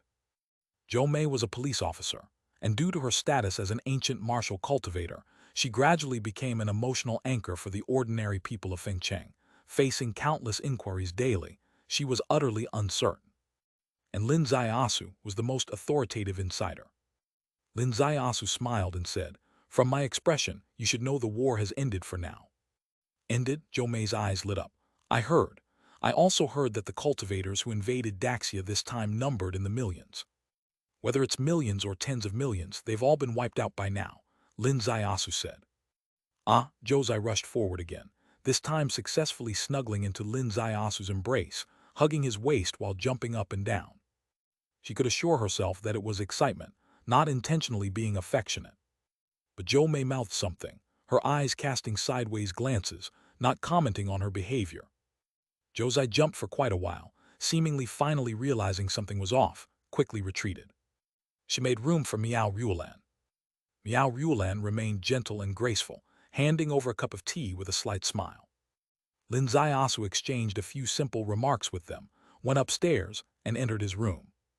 The sunset outside the window was gradually fading. The door was gently pushed open. Miao Ruolan came in. They've gone out for a walk.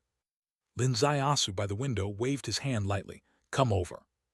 Miao Ruolan came to his side. Lin Ziasu's hand encircled her waist gently. They stood side by side at the window, quietly watching the sunset over Fengcheng. What you said about the war being over, is that true or just to comfort them? Miao Ruolan asked softly.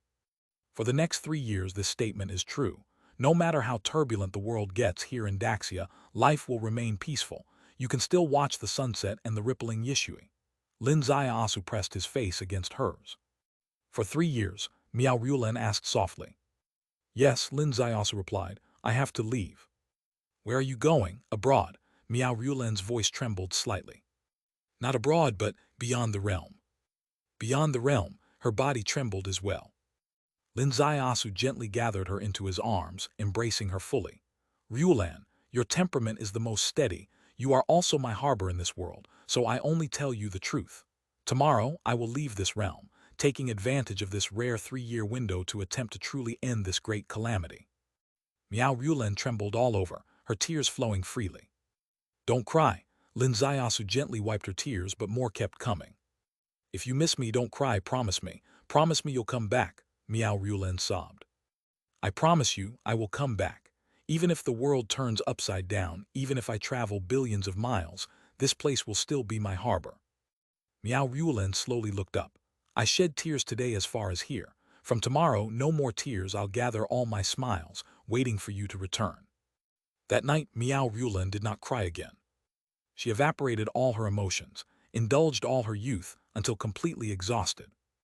At midnight, Lin Ziasu left her lying in bed, left the detective agency, his figure swiftly moving past Old Tashin, and in the next moment appeared in the Lin family courtyard. This time it was a farewell to his parents. His mother cried. His father did not cry, he held Lin Ziasu tightly. Ever since your silhouette appeared in the sky, I knew that my son was a great hero of this world. Men should have ambitions beyond, go with peace of mind. Wherever you go, you are my pride. This was the longest sentence his father had said to him over the years. It was also the most impassioned speech this farmer father had ever given. His mother wiped her tears. What about little Yi? At the staircase entrance, little Yi came out, smiling lightly. I'm okay, I'll still live here just like before. The smile on her face was incredibly clear. Her voice was sweet and steady. His parents sighed together in their hearts. Such a daughter-in-law was truly a blessing. The sun flying far away and henceforth losing touch, yet she didn't make a fuss. Chapter 616, Chapter 615, Farewell Tashin. In the latter half of the night, Lin Ziasu arrived at Liu Lin Temple. Huya had already been appointed as the temporary commander of the Tashin defense line. She put down the battle plan. She was studying to accompany Lin Ziasu on the long corridor between Liu Lin Temple and the folded space.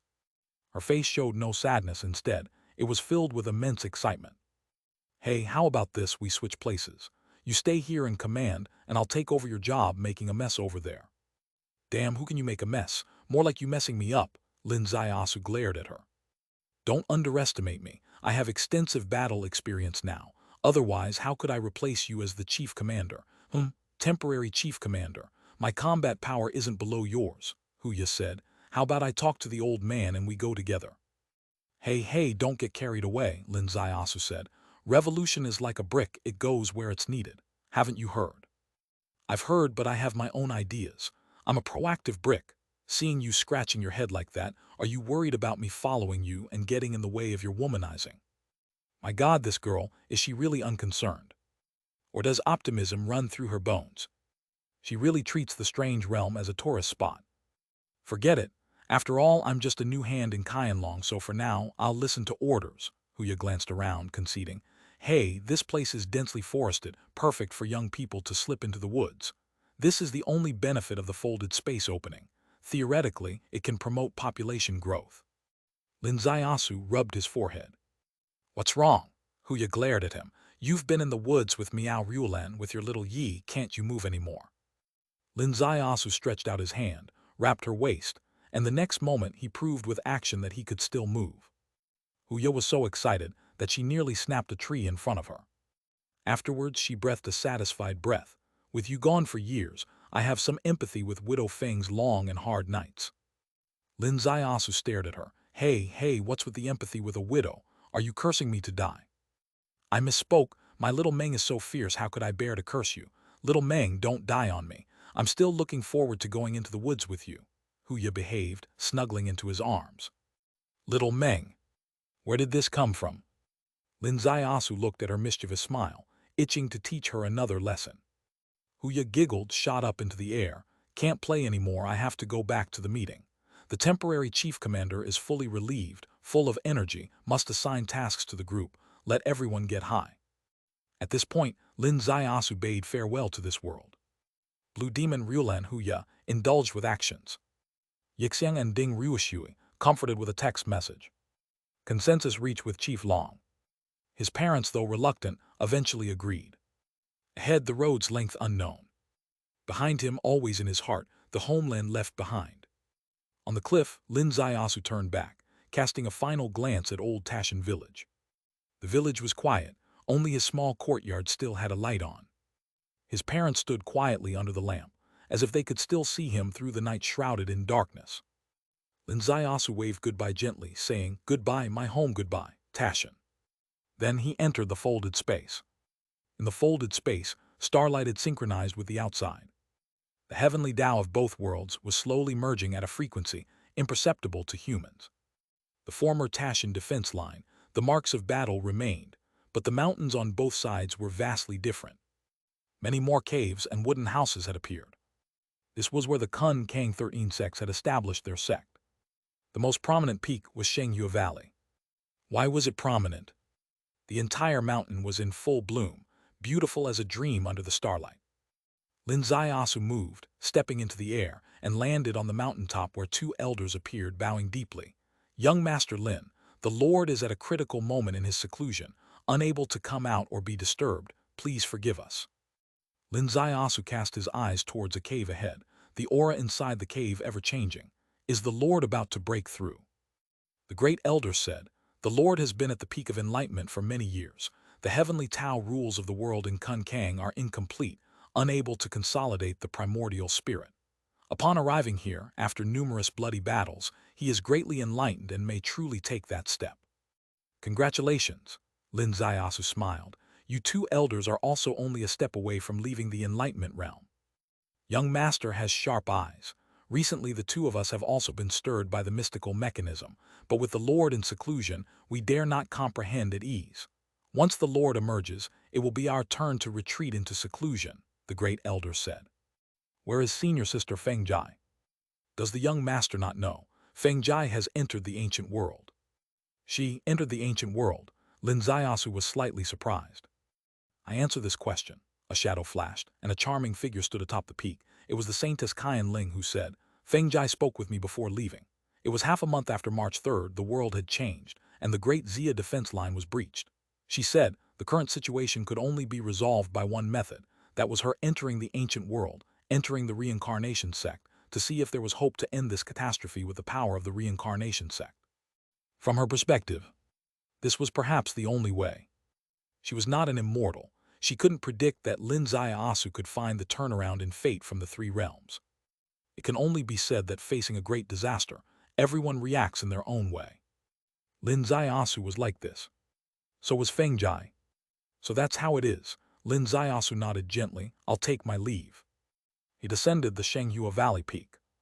Saintess Qian Ling followed him all the way. Lin Zaiasu smiled slightly. Haven't you thought about entering the ancient world as well, to find your clansmen? She was the Spirit Clan Saintess. The Spirit Clan is also an ancient clan. Although she was buried in this world within the blood coffin, her roots also lie within the ancient world. At least, in this current world, she couldn't find any clansmen, but in the ancient world she could. Saintess Qian Ling smiled gently. If it weren't for waiting for you, I would have gone over long ago.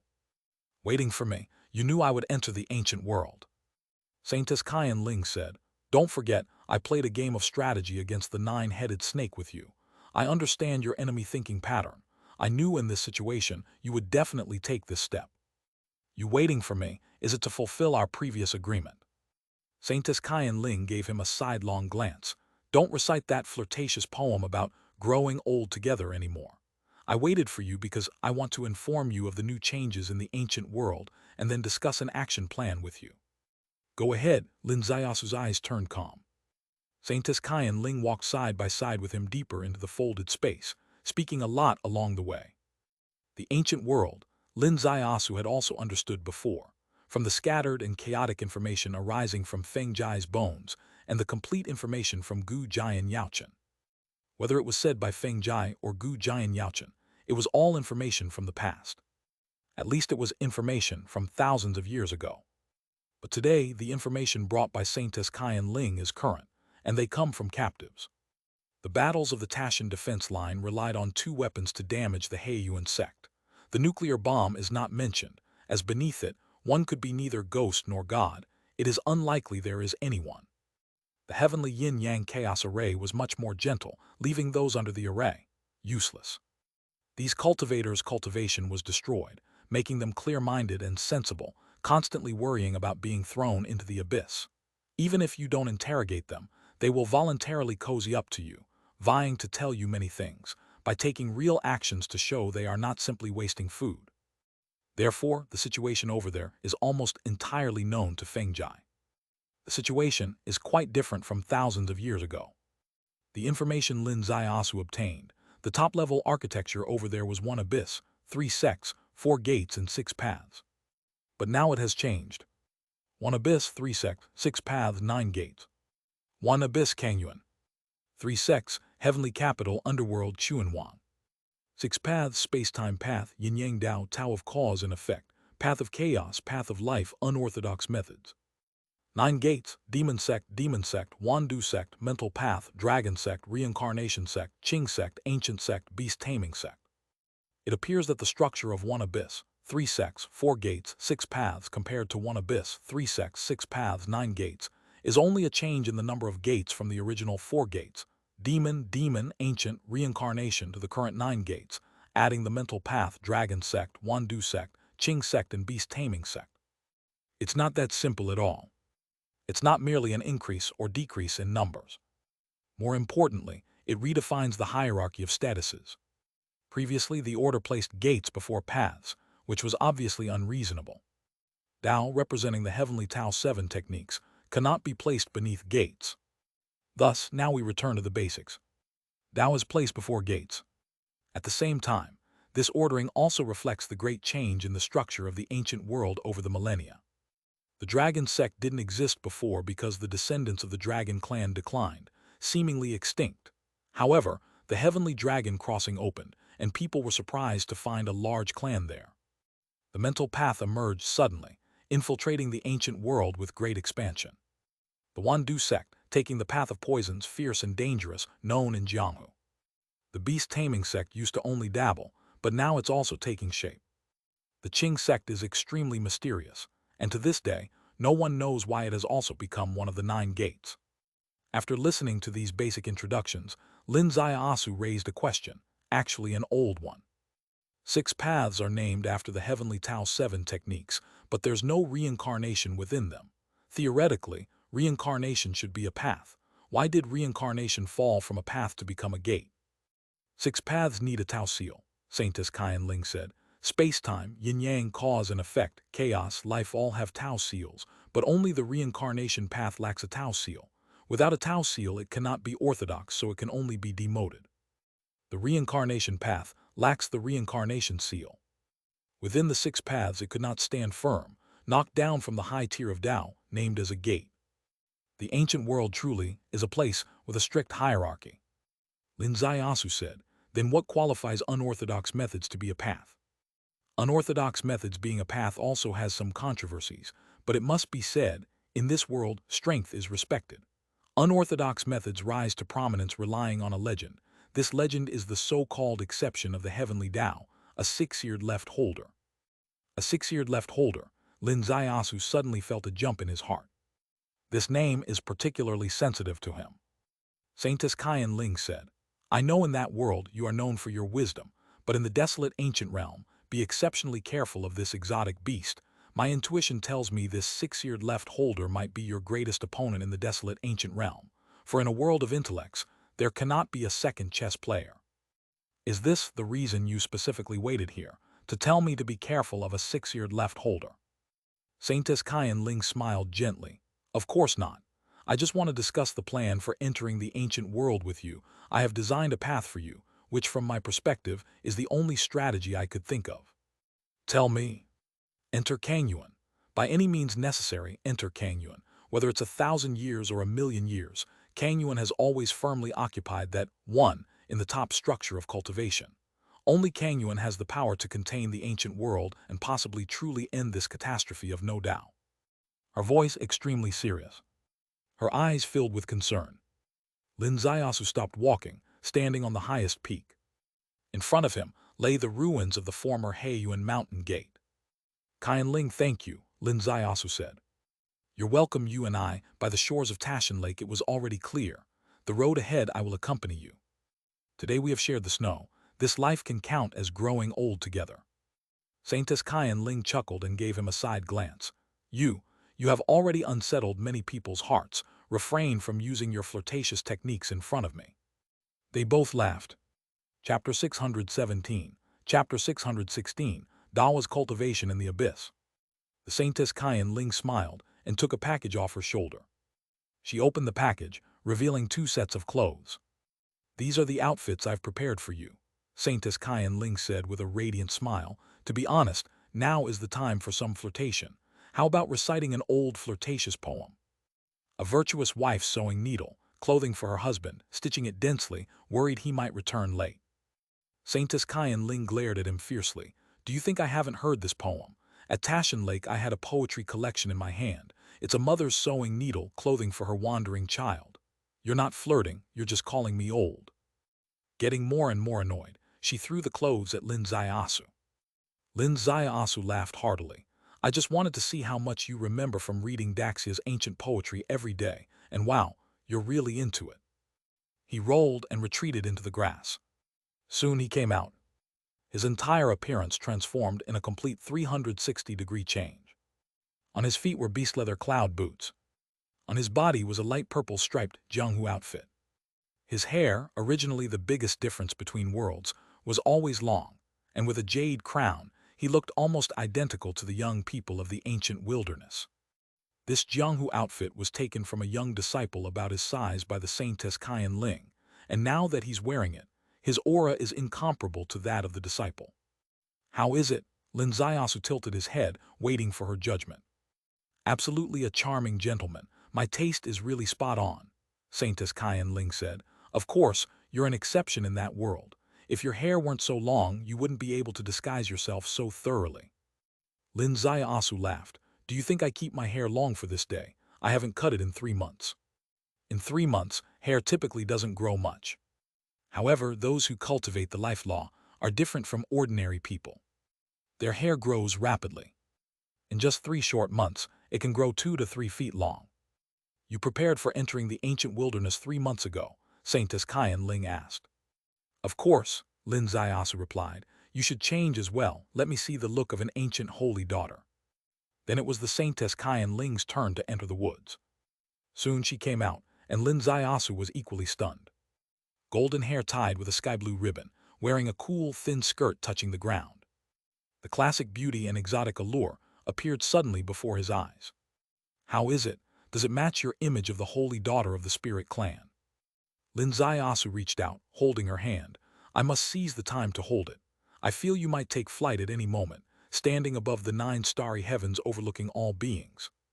This wasn't a direct answer, but it was an answer that perfectly located her. The two moved with a step and ascended, landing on the other side of the mountain. The dense radiation continued to linger. The radiation zone itself was part of the ancient wilderness's defense. Ordinary people wouldn't be able to withstand entering this radiation zone. But fortunately, neither of them were ordinary people. Saintess Kyan Ling cultivated the wood rules, which had an extremely strong vitality. Lin Zaiasu cultivated the life law, which had an even stronger vitality. Moreover, he had opened the creation gate. Once the creation gate was opened, any kind of energy could be used to strengthen the body. The two continued on their journey. Lin Zaiasu sensed the unusual state on Saintess Kyan Ling's body. The radiation enveloped her, and vortices seemed numerous upon her, as though the energies of heaven and earth were constantly exchanging through her body.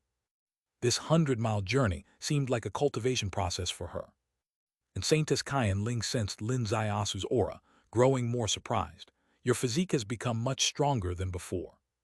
It's the trick you taught me, Lin Zaiasu replied. Indeed, the bodily cultivation law was truly passed on to him by Saintess Kyan Ling. She told him about the law of the 9 flesh stars, of renouncing 3 and utilizing 3. The skin star was renounced. The flesh star fortified the body. The bone star achieved the cultivation path. From that day on, Lin Zaiasu began the path of the flesh heavenly star, fortifying the body. His physique continued to strengthen step by step. Even Hu Ya, with such constitution, felt overwhelmed, clear evidence of his strength. Ultimately, all thanks to Saintess Kyan Ling opening this door. Saying the trick she taught him, there's nothing wrong with that. Saintess Kyan Ling gently shook her head. No, just relying on your 9 flesh stars theoretically shouldn't have reached such heights. You must have another breakthrough. Lin Zaiasu smiled. There's something I should tell you, but you must keep it a secret for me. What is it? I broke through the observing heaven. Saintess Kyan Ling suddenly stopped, turning sharply, her face full of disbelief. The severed path of Lin Zaiasu's cultivation was a judgment she had made. In fact, the severance of his path was due to her intervention. That day, as Chang Yi was nearing the end of life, Lin Zaiasu, in ultimate helplessness, consulted Saintess Kyan Ling. She told him, even at the end of life, a tear can pull back from 1,000 deaths. In this way, one of his bone stars flew into Chang Yi's body. Because of this, Chang Yi survived. And because of it, he stepped into the deadlock of cultivation. This was the greatest point of inner conflict for Saintess Kyan Ling. By the shores of Tashan Lake, not long ago, she was still reminiscing again and again. She was grieving for this heavenly pride, whose road was cut off, and mesmerized by his infatuated true nature. Today, he suddenly told her, he had broken through the deadlock on the cultivation path. He had defects in his heavenly Tao, but he hadn't truly lost the way forward.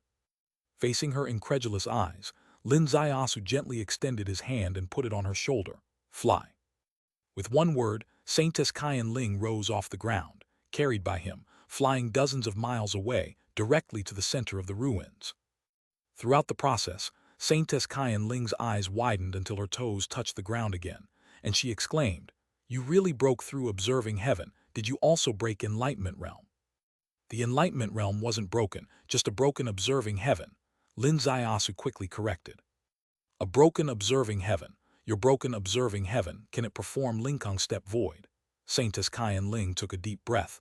Why? How can such a miracle be created? How did you manage to make up for your defects in heavenly Tao? Now, she did not doubt the fact that Lin Zaiasu had broken through observing heaven. She just didn't understand why the iron laws of heavenly Tao in cultivation would be overturned. Why would someone sentenced to death have their dead end reopened? Under heavenly Tao rules, 9 stars are incomplete, and the heavenly path is flawed, but under human path rules, there are no absolute dead ends between heaven and earth. Lin Zaiasu said, "That's the answer." Human path, human path. Saintess Kyan Ling murmured to herself, her eyes casting toward the abyss ahead. Unity of heaven and man. Is this the unity of heaven and man in the Tao realm? This is the place you need to keep secret. I don't want to become an anomaly on the cultivation path, at least, in this world of the ancient wilderness, which is infinitely sensitive to cultivation. It's more suitable for me to stay ordinary. Saintess Kyan Ling nodded deeply. She agreed with what he said, but her heart was all stirred up. Unity of heaven and man is unusual, but not an exception. She knows someone who also achieved unity of heaven and man, and that person's life path is remarkably similar to his. Will he really follow the footsteps of the ancient human emperor? The surrounding aura seemed to sense her excitement, causing a moment of confusion. Suddenly, Saintess Kyan Ling saw the true reason for the chaotic aura. Below the abyss, there was a person. A woman.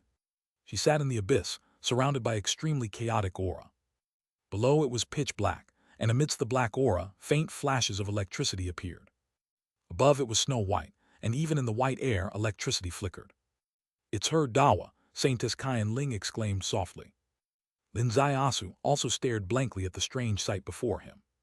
That day, after the Tashan ambush ended, Dawa insisted on entering the nuclear explosion zone. He had reminded her, but didn't stop her. Only because he knew Dawa cultivated the death rule. A cultivator of the death rule, there are no absolute dead zones in the world. Even radiation couldn't really kill her. But who would have thought this girl not only survived, but she played with radiation in ways even Lin Zaiasu didn't understand. The dark clouds beneath her feet were filled with the death rule, while the white fog above was the vitality rule. Between the weaving of life and death, they were connected by lines of radiation. Two completely opposite rules clashed, with 9 heavenly stars floating in between. She had also broken through observing heaven. Her heavenly stars had formed, and next she would evolve her sea of reincarnation.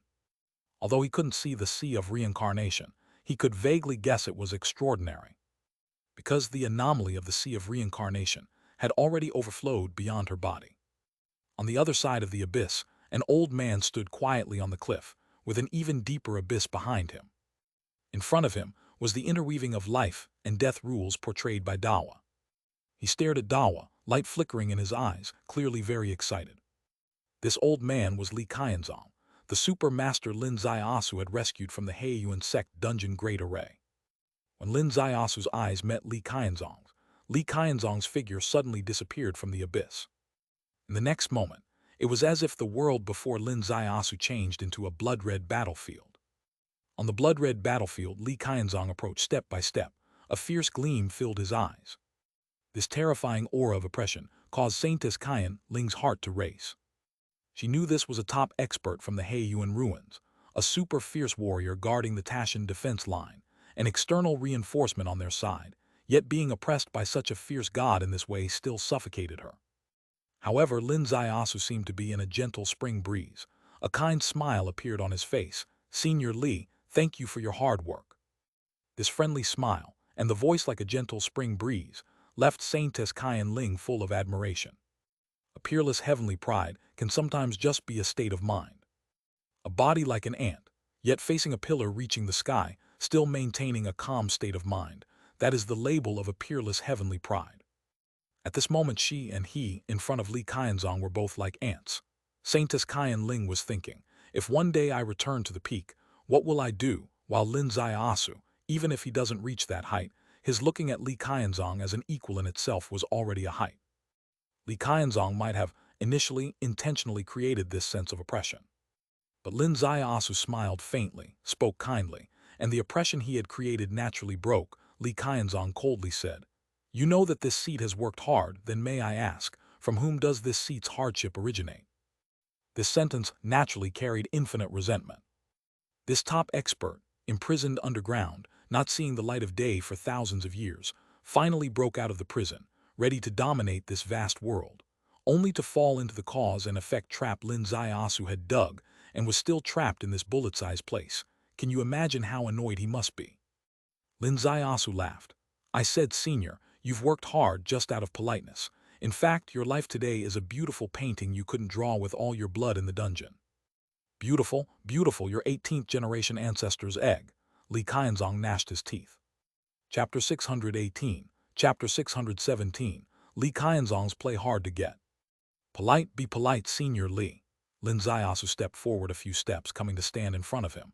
If you lose your temper, I will definitely retort, and when it comes to talking back, you absolutely can't outdo me. At that time, you'll be so angry that your 7 orifices emit smoke and your primordial spirit gets dislocated, yet you still can't make a move, and that would really mess up your state of mind. You, Li Qianzong raised his hand high. Bang!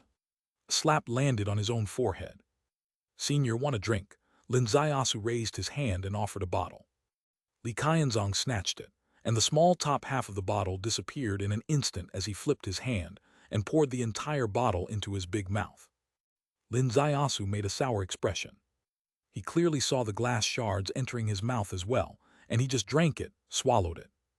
The empty bottle rubbed gently into glass powder in Li Qianzong's hand, and his head slowly bowed. I am calm now, let me ask you a question.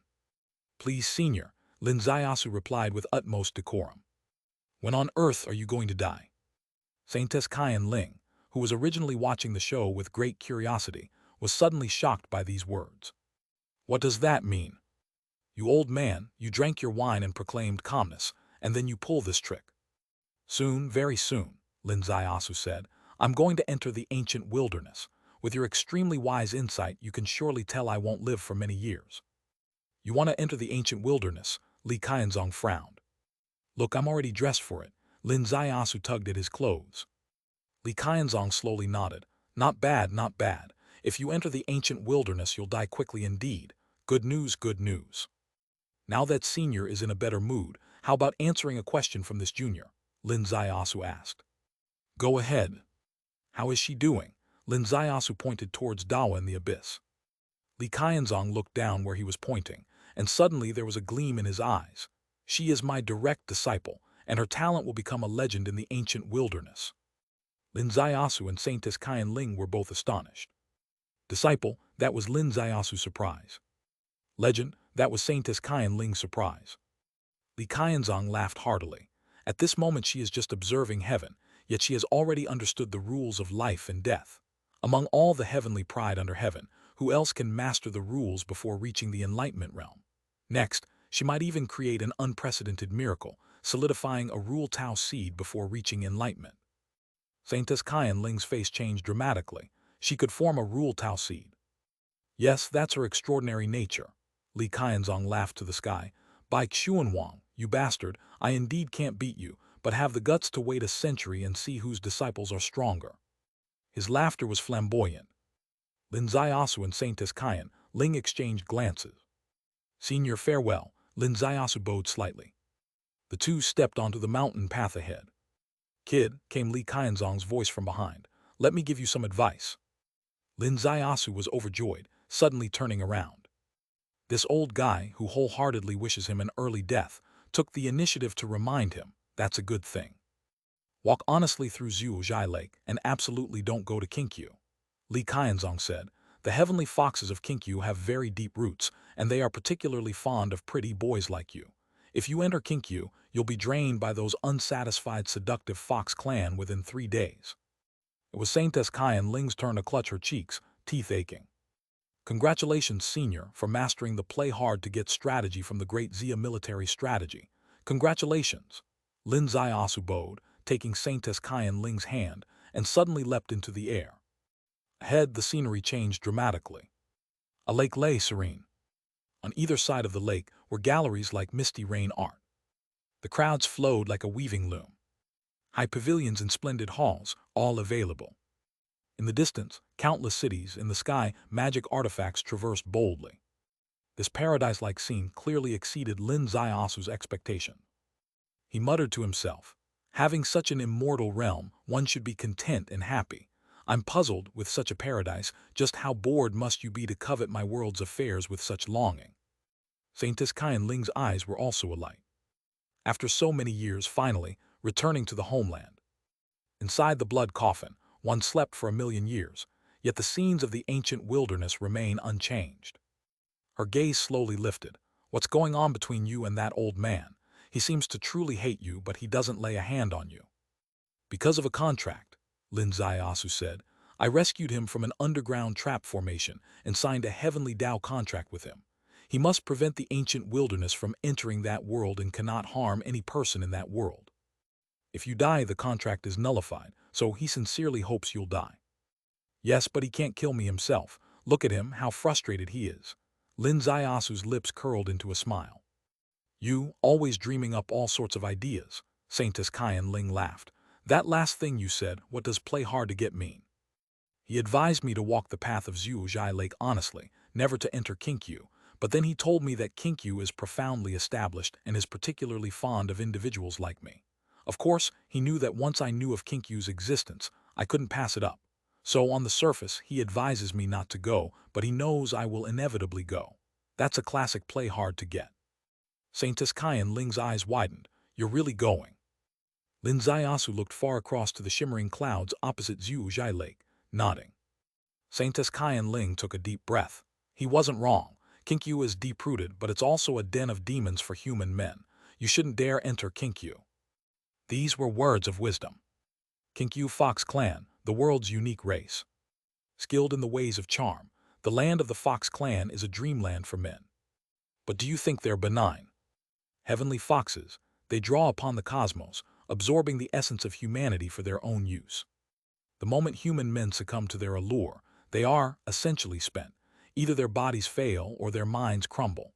Thus, major sects strictly prohibit any association with the Kinkyu Fox Clan.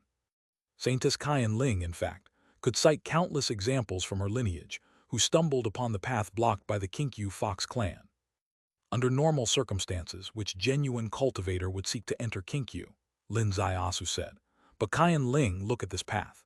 If Kinkyu supports me and seals Zhuozhai Lake, wouldn't it symbolize the expansion of Daxia's influence?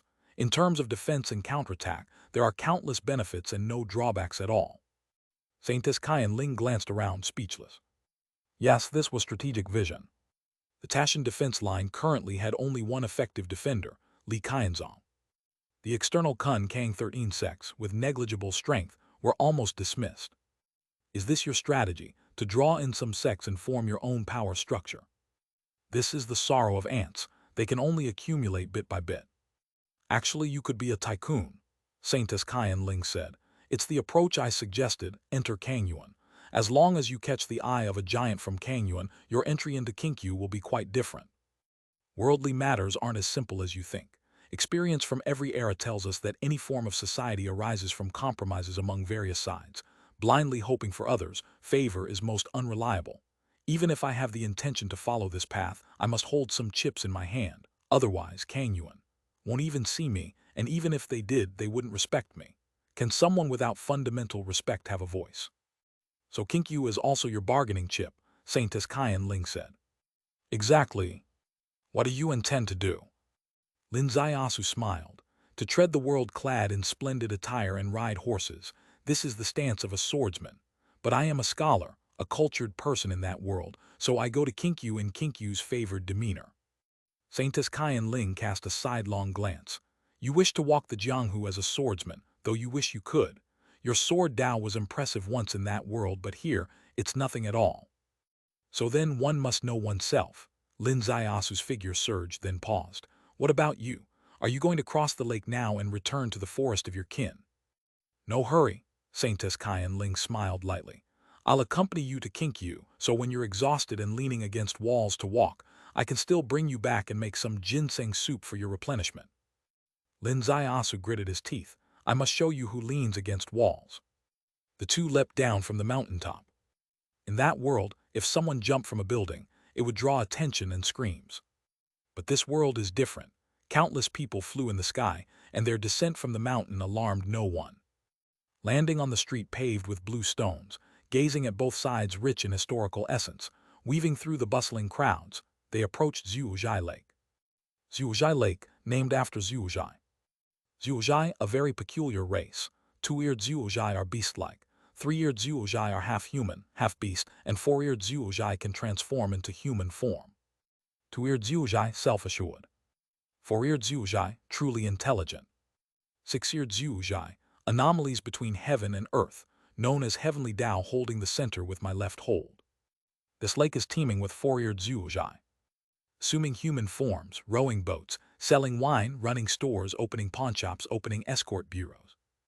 Thus the name Zhuozhai Lake. Lin Ziasu's heavenly Tao primordial spirit initiated, sensing the aura of Zhuozhai closely. Zhuozhai who assume human form are not merely human, almost all possess subdivine skill. Just of varying levels. In a black pavilion ahead, he sensed an external force of a secondary deity. That pavilion bears two ancient characters, Heart Pavilion. Don't explore that pavilion. Saintess Kyan Ling transmitted her voice via spiritual sense. Heart Pavilion, built by the mental path, excels in subdivine secret technique.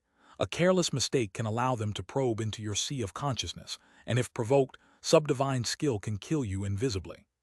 She did not know Lin Ziasu possessed subdivine secret technique, let alone that he had opened the heavenly human lock and entered the subdivine realm. Just as her voice faded, Lin Ziasu suddenly felt familiar sub-god power. At this moment, he was still 10 yards from the Heart Pavilion. His subdivine realm instantly shut.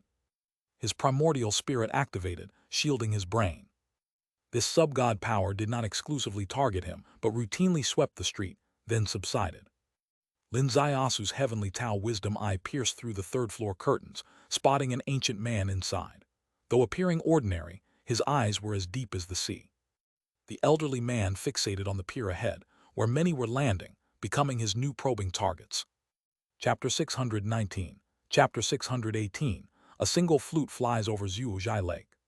Kyan Ling, may I ask you something? Lin Ziasu said. Is it true that Zhuozhai are particularly aligned with subdivine arts? I feel like everyone among them seems to know subdivine skills.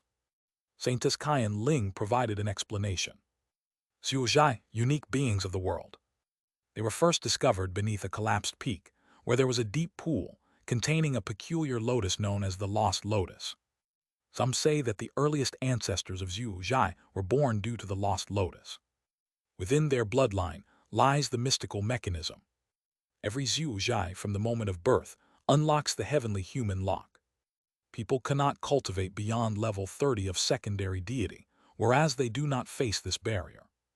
This is likely why unorthodox methods enter the great Tao from the gate, and the mental path serves as the key to entering the 9 gates. By the way, the mental path is ranked among the 9 gates. Unorthodox methods are ranked among the 6 paths. Both originate from the same root. The mental path is a branch of unorthodox methods. Some say it's also an embodiment of unorthodox methods being stronger than other paths, because not only does it occupy a level 3 high platform, but one of its branches also stands on a level 4 high platform. Who among the remaining 1 abyss, 3 sects, and 5 paths can accomplish this? The two arrived at the lakeside, and Saintess Kyan Ling handed Lin Ziasu a small bag. Inside are sparkling stones. This is pocket money. A strand of Saintess Kyan Ling's voice pierced Lin Ziasu's ear. Don't think I'm trying to support you. This money was scavenged from those Heiyuan dead souls and should rightfully be your share. How about you really support me? Move me to your spirit clan's territory. I'm particularly easy to maintain. I only need to eat 9 meals every 3 days. Splat. Saintess Kyan Ling laughed. I dare not bring you home with me. You'd attract women at every word and introduce wolves into the house. The idiom fits perfectly here. Perhaps after you've suffered enough in kink you and tremble at the sight of women, I might consider taking you back to the spirit clan. The two were jesting lightly, pulling out a desert coin and renting a small boat. This shows that a bag full of desert coins still holds purchasing power. This boat, a very common swallow boat on the lake. Made of giant bamboo, coated with tung oil, white bamboo as the deck, the bow and stern curving high, resembling a swallow in flight. Lin Ziasu and Saintess Kyan Ling stood on the deck, immediately attracting everyone's attention. Even a very luxurious and exquisite flower boat ahead had its curtains quietly lifted, and Lin Ziasu's gaze caught a pair of shy and timid eyes. The owner of those eyes quivered slightly, and the curtain fell. Lin Ziasu's heavenly Tao wisdom eye peered through the curtain's gap, catching sight of a beautiful face, a blushing face rarely seen in this world, naturally shy. The swallow boat without a boatman. It's equipped with oars, but the two didn't use them. With a surge of true chi, the small boat sliced through the clear lake surface, heading toward a peach blossom forest. There lies the Kinkyu waterway. A poem bears witness. 10 miles of peach blossoms on both banks fret. Deep within peach land lies Kinkyu. Indeed, in this world, there are poems and texts. Poetry, a carefree thing in Jianghu. Literature, an insight on the cultivation path. What does this mean? It means that poetry and literature exist in this world, and they are incredibly alluring. Except they're not quite like typical poetry and literature. Poetry is just a taste of the carefree talents in Jianghu, while literature serves as an insight on the cultivation path, such as the Great Tao Bible, Yin-Yang Teachings, Spacetime Codex, Truth of Chaos. This is the ultimate literature. Additionally, many other writings revolve around these scriptures and codices, considered auxiliary to them, interpreting the heavenly Tao 7 techniques from various levels and angles, aiding one in observing heaven and achieving true enlightenment. The boat approached the peach forest, the scenery infinitely beautiful. The boat entered the peach forest, peach blossoms scattered in the wind. On Saintess Kayan Ling's hair, a few petals enhanced her captivating charm. Lin Ziasu, with a few petals on his shoulder, also added a touch of a gallant air. The water beneath the boat had unknowingly turned incredibly clear, almost giving a sense of sailing through the void, if not for the slight ripples left by the boat on the surface. Ahead, a long spread of green hills appeared, looking rather gentle in slope, but only gentle in slope. The queue itself was unimaginably towering. White clouds drifted halfway up the slope, countless exquisite and elegant pavilions scattered like pearls, shining beautifully. Saintess Kayan Ling took a deep breath. Rumor has it Kinkyu loves elegance, and it's truly well-deserved. This place carries 3 parts of Spirit Mountain's charm. Such a beautiful and elegant place and only 3 parts of Spirit Mountain's charm. Should I interpret this as, you're enticing me to Spirit Mountain? Lin Ziasu laughed. Saintess Kayan Ling glanced sideways at him. You better think about how to impress Kinkyu first. To impress people, cater to their tastes. Lin today has nothing but a piece of flute melody. He extended his hand, revealing a long flute in his grasp. This flute made from a millennium-old bamboo beneath the ground. The time of production was right after the Bridge Realm destroyed the Huang clan. Kinkyu's 9 peaks, like the 9 tails of the heavenly fox, lie atop the mountains, to the left of Zhuozhai Lake. The winds and sights between the mountains are indescribable. A stream glimmers like shattered jade, flowing past the bamboo pavilion. Inside the bamboo pavilion, a woman reclines by the edge, with a beauty transcending the nation, captivating as if she could overthrow a city. Behind her, 5 clouds like silk ribbons rise and fall unpredictably. These 5 clouds mark her extraordinary identity. Reaching enlightenment realm, her tails transform into clouds. 5 clouds signify a 5-tailed spirit fox. And before her stands a petite lady. This lady also has 5 tails, but they are just white tails yet to turn into clouds. She is beautiful too, but unlike the voluptuous beauty in front of her. Her chin and ears are pointed, her eyes incredibly lively, more spirited than beautiful, so much so that seeing her, the entire world seems vibrant. 7th sister, your big day is today. The lively 7th sister furrows her brow slightly. 3rd sister, I still don't know what that person looks like yet. Does appearance really matter? What's important is his origin, his growth, and his future, the 3rd sister replied. The lively girl shook her head like a rattle drum. No way, I have to see his face. If he's ugly, how can I be with him? Ugly? 7th sister, you are still so young. A man's appearance is completely unimportant. Once the lights are off and eyes are closed, all you need to care about is that thing being hard. Does that have anything to do with his face? The lively girl nodded. Well, 3rd sister, what does this mental path suitor look like? Draw him for me, let me see. The clouds behind the 3rd sister almost turned into emojis, and she finally sighed. Don't you remember the opening lines of the Heavenly Fox Heart scripture, left by our ancestors? I remember clearly, 7th sister replied. 8-foot wind over Jiuji Mountain, Southern Dynasty road cut, water flows east. If the soft silk rests on the green blade sword, clouds come and go differently. Do you know what it means? It's about our heavenly fox ancestor who was abandoned by the first human emperor, and thus warned the disciples not to trust the dynasty, but to choose self-cultivation, which means Southern Dynasty road cut, water flows east. And the last 2 lines. The last 2 lines.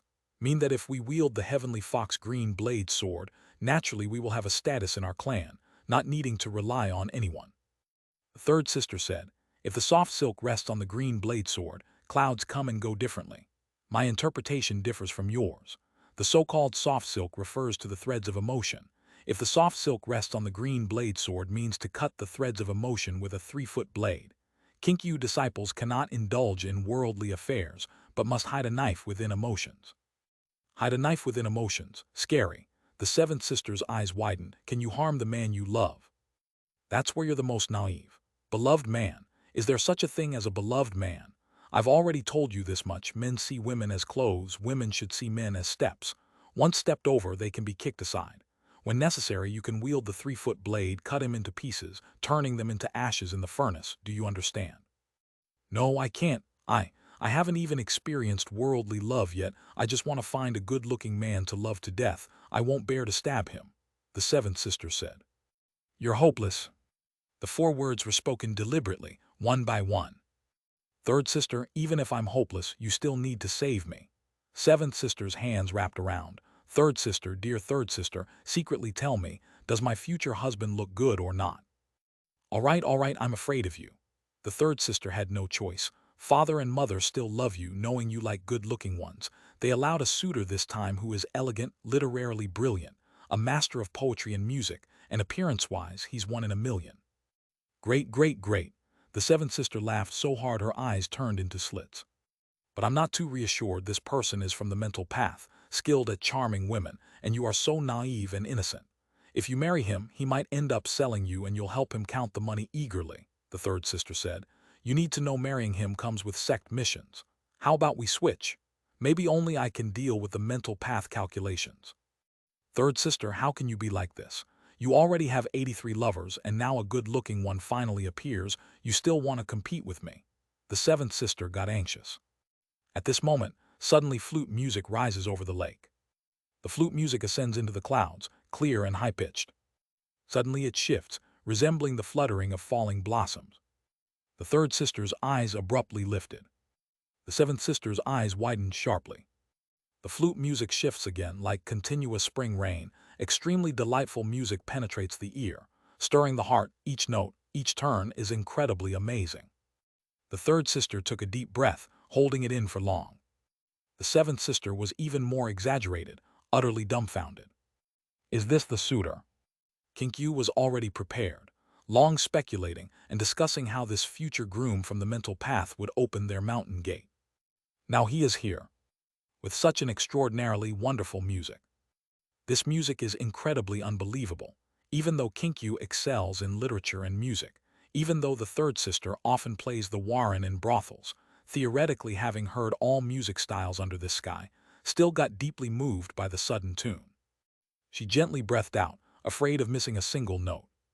Her hand lightly swept, the mist before her parting like a window opening, revealing a small boat on the lake. The third sister's eyes brightened sharply. The seventh sister bounced up. Third sister, he's really good looking. I really like him. Yes, at this moment, Lin Zaiasu stands on the swallow boat, flute flying like the swallow, hair fluttering in the wind, his face so handsome, his demeanor so captivating. He seems to be a different breeze in this vast, worldly dust. At the first sight, the seventh sister can't handle it. Initially, she was full of worry about his appearance. Hearing the flute, she thought even if he's not good-looking, it seemed acceptable. But now, with his looks unveiled by the third sister using the mist-removing technique, she clearly sees her suitor. And at this moment, impulse and ecstasy simultaneously flood her heart. That budding bean of feeling blossoms on the spot. Chapter 620, Chapter 619, Misplaced Proposal. Let's not discuss seventh sister's situation. Even the expression of Saintess Kyan, Ling on the boat, became particularly strange. This is an ancient Daxia melody. The music's name is Yesterday's Fragrance. Yesterday's Fragrance tells a poignant love story.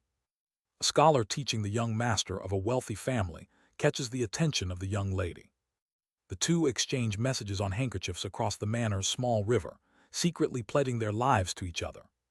Discovered by the young lady's father, the scholar has his eyes gouged out and is thrown into the river. The young lady, heartbroken, jumps into the river to follow him. Even in death, her soul seeks her beloved. However, the river has countless secret channels, endless spaces, swirling currents. In this dark world, nothing can be seen. Only the familiar scent of the past can be smelled. One turns around the corner, the other just left, then returns again, wondering where the beloved has gone day by day, year by year, endlessly. That line, "I've felt the chill of Nahi Bridge, merely your fragrance from yesterday. I've drunk the water from your lips at the yellow springs, could this be what I yearned for?" has moved countless people. This melodious masterpiece, with its countless twists and turns piercing the heart, upon entering Saintess Kyan Ling's ears that day, her ears seemed to become pregnant, never able to let go, repeating tirelessly day and night. Today, as it first plays in this realm, Saintess Kyan Ling can foresee the kind of impact it will have. But this isn't a courtship song. Is your courtship about love unfulfilled? Is your courtship destined never to unite in this life or the next? You're taking advantage of their unfamiliarity with the song's background. You little rascal, I don't even know how to scold you. What she hadn't anticipated was. Actually, Lin Zaiasu hadn't anticipated either. At this moment, a magnificent ship has just sailed into the peach blossom forest. On the ship, plush red carpeting covers the floor, with 5 people upon it. In the center is a young, elegant man, scholarly and refined, impeccably dressed from head to toe, proudly entering Kinkyu. His name is Li Chengyan, a steward of the Heart Pavilion in Beijing. Today, he comes dressed grandly to seek marriage with the Kinkyu's 7th princess. This courtship is actually just a procedure. The Heart Pavilion and Kinkyu's senior officials have reached a consensus, and once this procedure is complete, he will become Kinkyu's son-in-law, henceforth binding the Heart Pavilion and Kinkyu through familial ties. In this realm, marriage isn't the goal but a means. The Heart Pavilion needs Kinkyu's strength to establish influence over 1,000 square miles around Zhuozhai Lake. Kinkyu requires the Heart Pavilion's power to find backing amidst the crises in Jianghu. Both sides eagerly agreed. Yet as parties to this alliance, they each have their own feelings.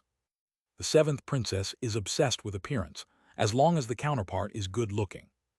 Li Chengyan isn't of that type. He values the 7th princess' status more. Naturally, as a man, his biological instincts are still there. Ever since collecting images of the 7th princess, his passion, nearly extinguished in the brothel, rose vividly, particularly focused on today's courtship. As they approach Kinkyu, he sets up his zither, preparing a unique performance at Kinkyu Mountain that would be remembered as Seeking Phoenix with music. Suddenly, the sound of a flute rises from ahead.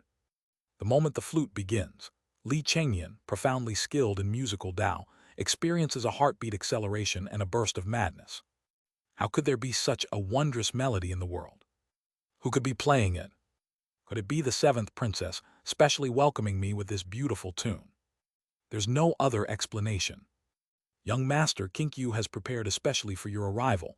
You must repay this melody. The nearby advisor bent over, a smile spread across his face. Li Chengyan maintained a smile on his face, but within, he felt as though on fire. The old advisor, unfamiliar with music theory, only recognized human interaction. He couldn't understand Li Chengyan's difficulty. The La family, in terms of music, considers themselves equal can be true confidants. However, the opponent's melody was extraordinarily sublime, with musical Tao profound beyond imagination, making the intricately prepared zither piece, Seeking Phoenix, by comparison, appear 2 levels inferior. How can I play? If I play, it will only make a fool of myself. 7th princess, oh 7th princess, your beauty is welcome, your eagerness to greet me even more so. But your profound musical Tao leaves me in a bind. This is Li Chengyan's dilemma. Beneath Kinkyu Mountain, the welcoming elder felt no such dilemma. With a grand gesture, the esteemed guest is here, welcome. With a gentle sound, Kinkyu transformed dramatically. It had been a scene of clear waters and green mountains, resembling a natural paradise. Now it exploded into the vision of a true earthly heaven. A colorful cloud flew out from the highest peak of Kinkyu, landing before Lin Zaiasu and Saintess Kyan Ling, transforming into a rainbow cloud path. On the cloud path, maids carrying flower baskets sprinkled them along the flower path, their posture graceful, their smiles charming. A group of elders in splendid attire appeared at the end of the cloud path, the next moment, almost like instantaneous movement. The first step was 1,000-mile distance, the second step 100 miles, the third step reaching the lakeside. Lin Ziyasu's swallow boat also gently docked at this moment. Saintess Kyan Ling widened her eyes. "Little Su, why do I feel something's not right?" This was secret transmission. Lin Ziyasu's voice returned. "Let's see first." He also felt something was amiss. "I'm merely playing a tune at the lakeside as a special way of greeting Kinkyu. A welcome is great, but why make such a grandiose spectacle?" It seemed as if preparations had been made well in advance. The Grand Elder before him bowed slightly. "Young master, the tune from the lake is endlessly elegant and immensely profound. Truly befitting the name of a heart pavilion talent, should you succeed in your courtship, becoming the husband of our Kinkyu's seventh princess, it will indeed be a great wilderness love story." Elder is too kind. Lin Ziyasu bowed deeply. His heart was clear. The mysteries that were unresolved just now are now completely solved. An echo of Saintess Kyan Ling's voice pierced deep into his ear. "We overplayed it. Today is the day Kinkyu welcomes the wedding party, and we accidentally made a big mistake. Hurry up and clear things up and leave immediately." "No rush." "Not in a rush." Sweat formed on the tip of Saintess Kyan Ling's nose. Clearly, Kinkyu is welcoming a wedding party. In such a matter, nothing but bad luck can follow, let alone if you're impersonating someone. You're utterly insulting both Kinkyu and the groom's side in this marriage proposal. Who is the groom's side? Heart Pavilion. Oh my God, Heart Pavilion. Lin Ziyasu's response echoed in his ears. "Don't ignore a word. The elder said it's a marriage proposal, not an engagement." Marriage proposal, the wedding is undecided. Engagement, the wedding is decided. For an engagement, others should only offer blessings. Any little twist is considered impolite. Saintess Kyan Ling squinted as she observed and thought. If we're talking about a normal marriage proposal, then indeed, several parties could propose, but is this a normal proposal? They prepared so thoroughly, mentioning Heart Pavilion right at the beginning. Is that called a marriage proposal? Isn't it clearly already decided? How could Lin Ziyasu not see this point? However, the term Heart Pavilion provoked him. Heart Pavilion is related to unorthodox methods. Unorthodox methods created by the six-eared left holder. Left holder is no good thing. They excel in forming alliances. For the expansion of their power, they do not care about the lives of others, and the small worlds destroyed by them are countless. Kinkyu is at the first outpost of the Great Zia Tower mountain defense line. If it completely falls under the control of unorthodox methods, could it be good? Therefore, if it were another sect reaching out to Kinkyu, I might turn a blind eye, but uniquely you, the unorthodox methods, wanting to control this first gate, I'll let you have a taste of the tiger's mouth. Who is this lady? The elder pointed to Saintess Kyan Ling and asked. This is my senior sister. Her surname is Ling. Young master, Miss Ling, the elder smiled. The great elder is already waiting in Gui Hall. Please come. See, the great elder is already waiting. Saintess Kyan Ling's mind churned with indecision, still wrestling with whether or not to clarify the misunderstanding. The red carpet beneath their feet retracted. Like clouds and mist, they took a step from the far lake to the highest peak. Under the peak, millions of peach blossoms. In the depths of the peach forest, a giant pavilion. The red carpet carried them into the pavilion, with disciples on both sides smiling warmly. It must be said that the Fox clan is a race that values looks. The men are handsome, the women are enchanting, posing such friendly gestures, it's indeed pleasing to the eye. However, the boat that just came out of the peach forest wasn't so pleasant. Li Chengyan saw the red carpet that had just been put away. He also saw the flute player who had just been on the boat. Where is the seventh princess he had thought of? Clearly it was a man. This man actually entered Kinkyu on the colorful cloud carpet. This colorful cloud carpet was prepared for him. What is this called? Seeing your beloved enter the bridal chamber, but the groom is not you. Was it that damned scoundrel who stepped in, or was Kinkyu two-timing? For a moment, this talented, intelligent, and scheming youngest steward of Heart Pavilion was in turmoil. Young master, what should we do? This is simply outrageous. One of the five stepped out, a middle-aged man with 3 strands of black mustache. Go, I will ask them face to face for an explanation. As soon as the words fell, the 5 of them simultaneously disembarked the boat, heading straight into Kinkyu. As they just set out, an angry shout from the peak ahead. Who are these maniacs daring to? His voice abruptly stopped, as if he saw something incredible happening. In Gui Hall, a white-haired old man strode out with a gentle smile on his face, ready to welcome the talents from the Heart Pavilion in Beijing. Suddenly, he stopped dead in his tracks. His smile vanished without a trace, replaced with gloom. A face changed from an endlessly amiable smile to a step of somber, truly a massive change. The elder who had brought Lin Ziaosu bowed. "Great elder, young Master Li has arrived." The great elder asked in a deep voice, "Who are you?" The peripheral elder suddenly raised his head. The face of Saintess Kaian Ling changed colors. They were finally exposed. Lin Ziaosu slightly bowed, maintaining a calm face. "I, by the surname Su with a single given name Lin, have heard that the Kinkyu 7th princess is gentle and intellectual, beautiful and dignified, an ideal match for a gentleman, and so I specially came to propose." The peripheral elder's face changed drastically. You are not young Master Li from Heart Pavilion." "Naturally not," Lin Ziaosu replied. "You dare impersonate a suitor, simply audacious and reckless." The peripheral elder's fury flared greatly. He was tasked by the clan leader and great elder to specifically welcome the VIPs. Yet unexpectedly, a young man of unknown origin disrupted the event, causing him such a major embarrassment. How could he bear it? Chapter 621, Chapter 620, Ancient Sect's Personal Disciple.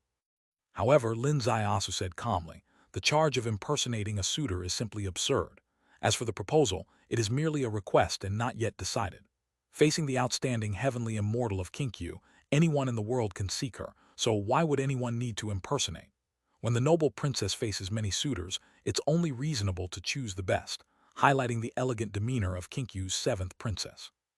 Does the elder believe that the noble 7th princess is unworthy of having the right to choose?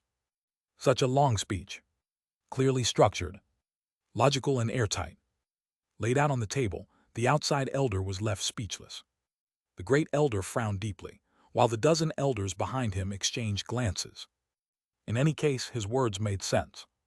If you're a major family in the mortal world with a daughter, would you still worry about too many suitors? The more there are, doesn't it just show your daughter's high status?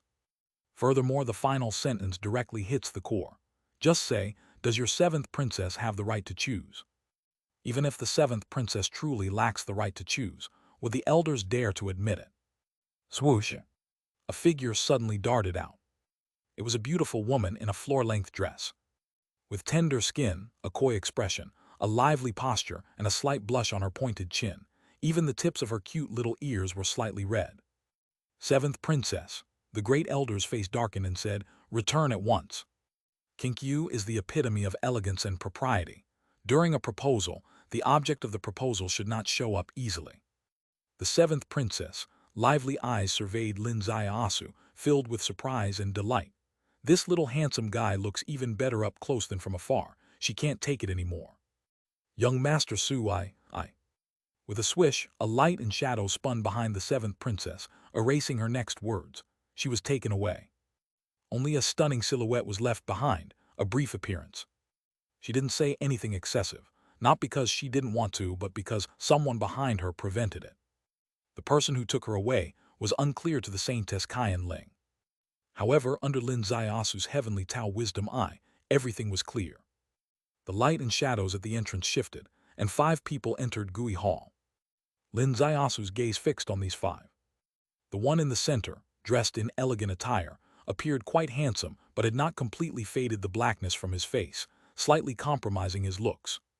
He should be the tardy main figure, young Master Li of Xin Pavilion. Beside him, except for one person who seemed to be a steward, everyone else appeared extraordinary.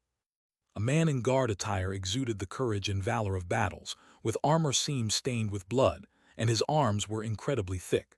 The skin on his hands had peculiar purple-black patterns, each filled with power. A maid appeared frail, but she was Zhu Zhai. A middle-aged man with 3 strands of black beard had true yuan flowing through his body, oppressing the atmosphere more than Lu Sanqian. He was in the enlightenment realm, perhaps only a step away from the enlightenment of God. As Li Chengyan entered Gui Hall, a smile appeared on his face, and he bowed, "Greetings, great elder and all the elders." The great elder returned the greeting. "Some mishaps occurred during the welcoming ceremony, not Kinkyu's intention. We hope young Master Li will forgive us." Li Chengnian bowed again. "You've spoken heavily, great elder." Slowly turning around, his gaze gradually landed on Lin Ziyasu's face. Lin Ziyasu smiled at him.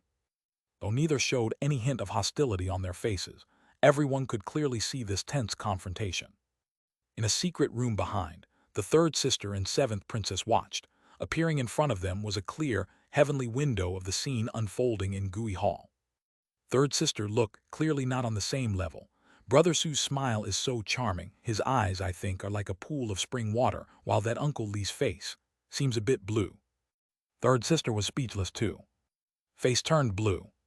Didn't Brother Su wind him up? Well, a sigh is appropriate. One is brother, the other is uncle. Is this your choice?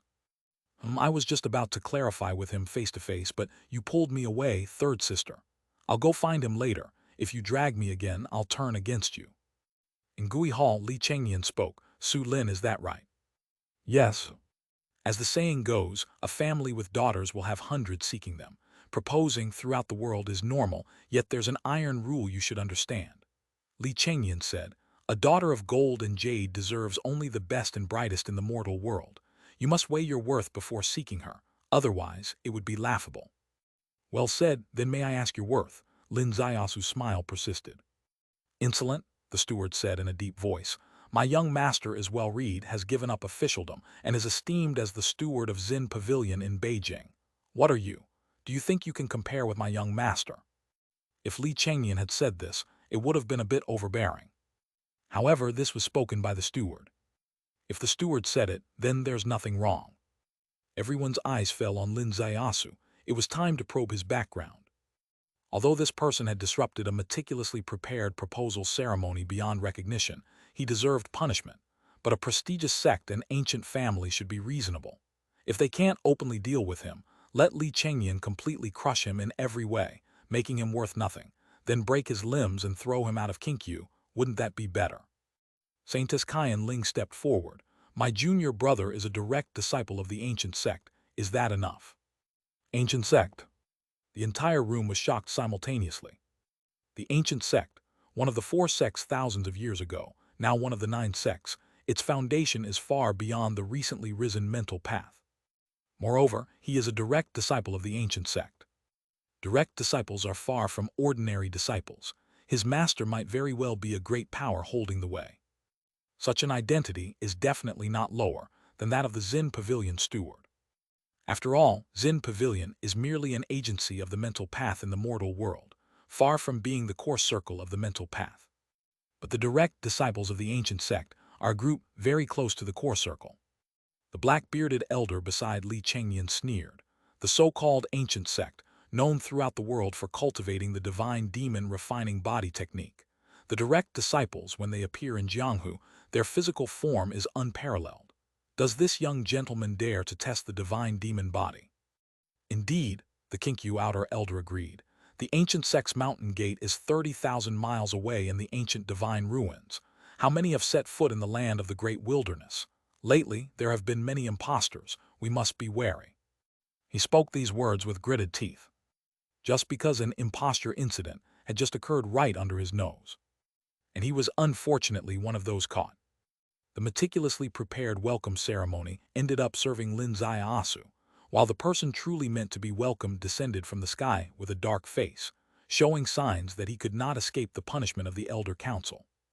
Thus he hated Lin Ziyasu to death. Saintess Kaian Ling laughed.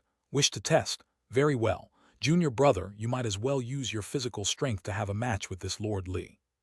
Lin Ziyasu sighed inwardly, still having to admire the insight of the ancient great power.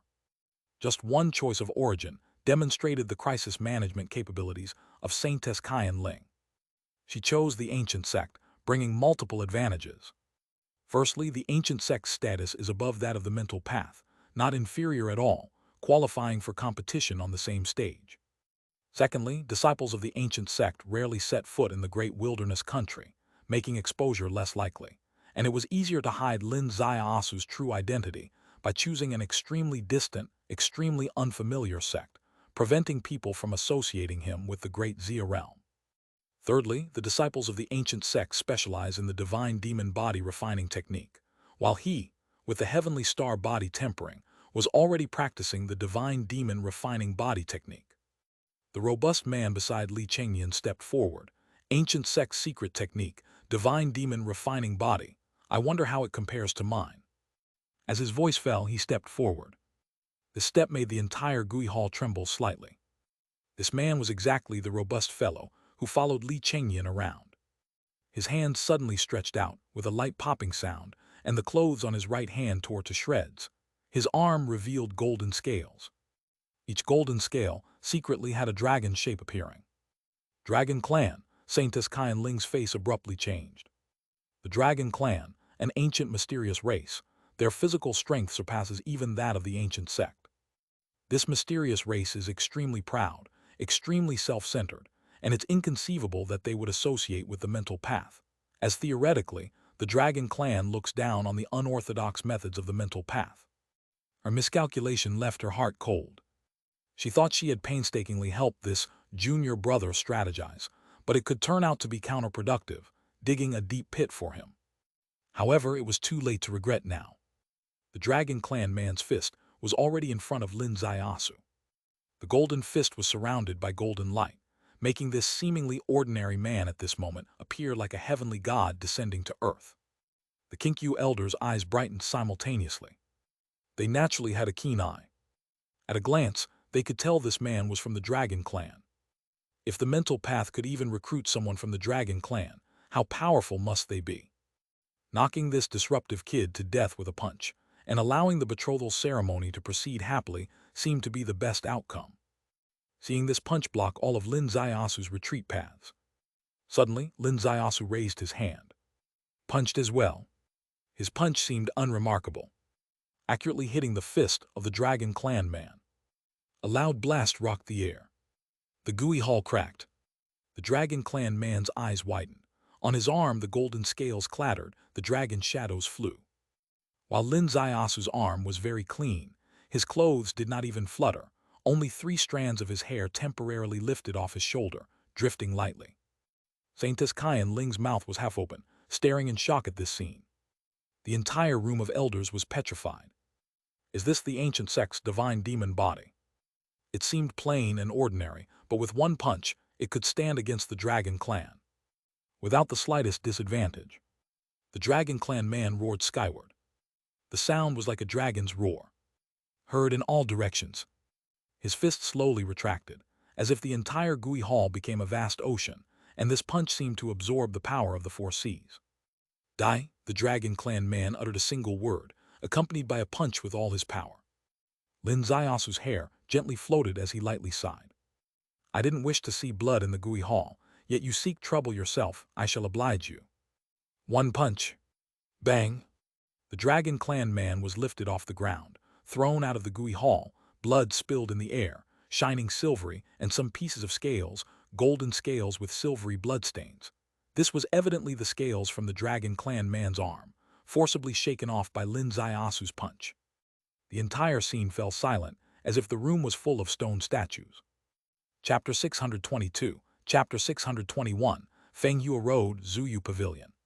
The figure at the peak of enlightenment with 3 strands of black whiskers deeply furrowed his brows. How could this be possible?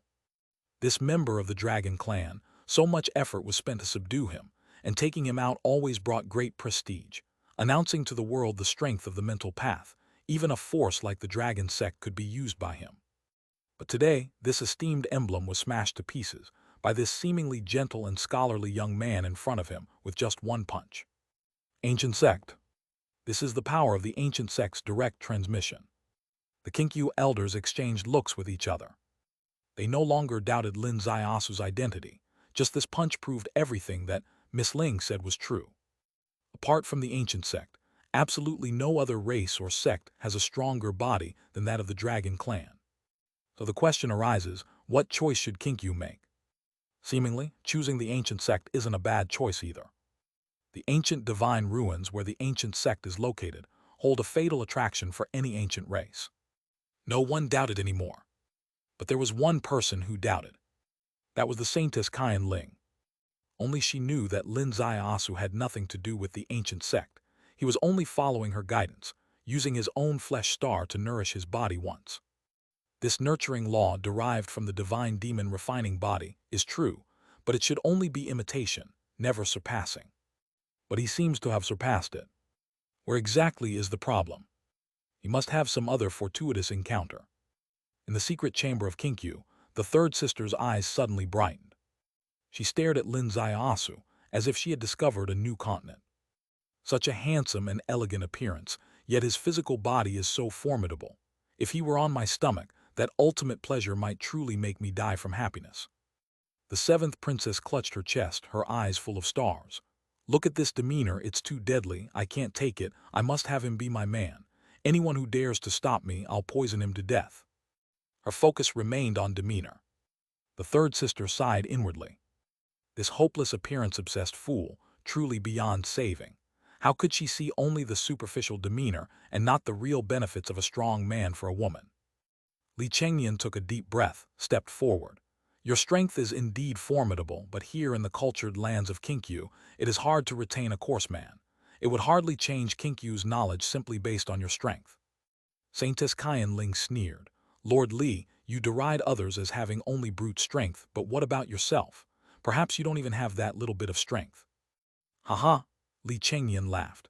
People of the world rely on strength to make a living, but a great man establishes himself with the ambition to govern the world, strategies to master all directions, knowledge through the ages, and the talent to express emotions in poetry and wine. How could it be? Lin Zaiasu smiled faintly, interrupting. Want to try? 2 words, easygoing, cutting off Li Chengnian's grand discourse. Li Chengnian got irritated seeing his calm and relaxed expression, suddenly turning to the Great Elder. Please, Great Elder, present a challenge. The Great Elder's eyelids barely opened. Do the two of you wish to test your knowledge together? Yes, both replied in unison. In the cultured land of Kinkyu, those vying for marriage should publicly test their knowledge as the proper protocol. Since you both agree, I shall open the Fenghua Road. Please proceed to Zuyu Pavilion. How about it? I've long heard that the Wind and Flower Road of Kinkyu is famous for its elegance, and the people in Zuyu Pavilion are like the moon, fortunate to witness this day.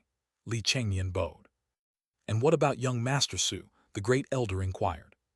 Everyone's gaze turned to Lin Zaiasu. Lin Zaiasu smiled faintly. I accept. Saintess Kyan Ling was shocked. Junior brother, I don't know what the Fenghua Road is. What is the Zuyu Pavilion, do you? No. I don't, but it doesn't matter. Don't know.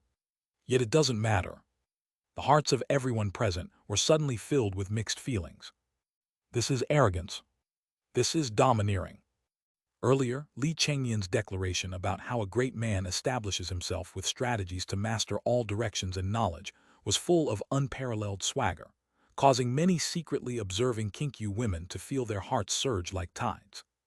And now, Lin Zaiasu didn't have so much boastful declarations, just 5 words, I don't know, yet it doesn't matter, expressed his swagger distinctly and vividly.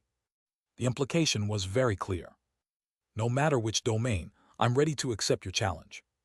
Even if it's completely unfamiliar territory. Even if you catch me by surprise. It doesn't affect. The 7th princess in the secret chamber got anxious. A thread of sound transmitted to Lin Zaiasu. Brother Su, Fenghua Road is an array. I'll tell you the formula, remember it. Lin Zaiasu in the scene suddenly jolted. My goodness. That's the 7th princess's voice. She's cheating. However, her voice was abruptly stopped only because her transmission was detected by the Great Elder, whose look interrupted the sound wave. The 7th princess jumped up. That old turtle, Great Elder, dare to stop me from transmitting sound, I. She repeated, I 3 or 4 times, but nothing came out. For she had no way to constrain the Great Elder. Dad has been in closed cultivation for years, and all the clan's affairs are handled by the Great Elder, acting as the proxy clan leader. How can she take revenge? But the girl is not stupid. She turned to ask for help. Third sister, help me send him a secret message. Your fox charm heavenly sound. I'm sure the Great Elder, this old bastard, can't intercept it. I've told you earlier, your destiny is already set. It's young Master Li of Heart Pavilion. This concerns the clan's major plan. Third sister glanced at her sideways. Why should I help you ruin the clan's major plan? The 7th princess was anxious. No way, absolutely not. If it weren't for him, I might have unknowingly married this Uncle Li, but with him I must marry my brother Su. Good sister, help me. I'll agree to anything you ask for. Really? Really? The seventh princess was overjoyed. If you succeed, can I borrow him from time to time? The seventh princess' eyes widened and she shook her head desperately. No way, absolutely no way. You practice the heavenly fox charm technique. No man can resist you. You'd kill him. You can ask for other conditions, even that heavenly fox bracelet. Inside Gooey Hall, the great elder waved his hand gently. The wall in front suddenly opened, revealing a path. The path leads to a distant lakeside. Both sides are lined with peach blossoms. The wind rises, peach blossoms flutter down gracefully and beautifully. Gentlemen, this is Fenghua Road, and that small pavilion is Zuyu Pavilion, said the great elder. His eyes flickered with light. Saintess Kyan Ling whispered into Lin Ziasu's ear. Little Su, this great elder has strong preferences, did you notice? How can one not notice? Lin Ziasu replied. I've heard the clan leader is in closed cultivation now. This marriage is undoubtedly arranged by him. Can he watch me stray from his set path? Colluding between referee and contestant, what kind of competition is this? Saintess Kyan Ling sighed.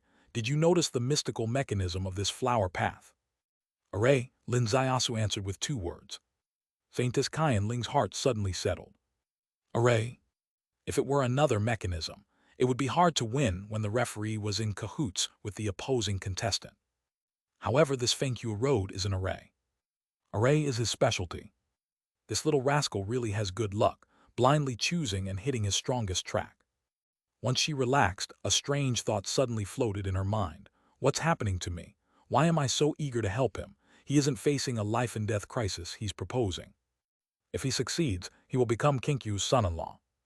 This seventh princess, so lively, fair, and tender, and she looks incredibly innocent and pure. It seems that he likes this type. If they succeed, surely they'll be a pair flying together, loving and joyful. If that's the case, Kyan Ling, are you truly happy? Saintess Kyan Ling asked herself this question, and for a moment it bewildered her. Please proceed, gentlemen. The great elder waved his hand lightly. Lin Ziasu stepped in. Once he stepped in, Gooey Hall behind him suddenly vanished. He was surrounded by peach blossoms. The wind blew, peach blossoms spiraled down. Silently, a peach blossom fell on his shoulder, and Lin Ziasu suddenly felt a weight. This single peach blossom carried hundreds of pounds, with a strange tearing force, impacting his meridians. This isn't the weight of the peach blossom. This is array power. It's over, the seventh princess slapped her forehead. This is just the edge of the array and he's already hit. He can't get through it. This 1,000-tree peach blossom formation was left by our legendary master, and the Zuyu Pavilion still has her portrait. How can it let outsiders enter freely? Being unable to pass is normal. Being able to pass is called seeing ghosts. Third sister exclaimed lightly. The seventh princess locked eyes. This Uncle Lee steps. He knows the secret technique to pass through the array. Third sister took a deep breath. Now do you understand?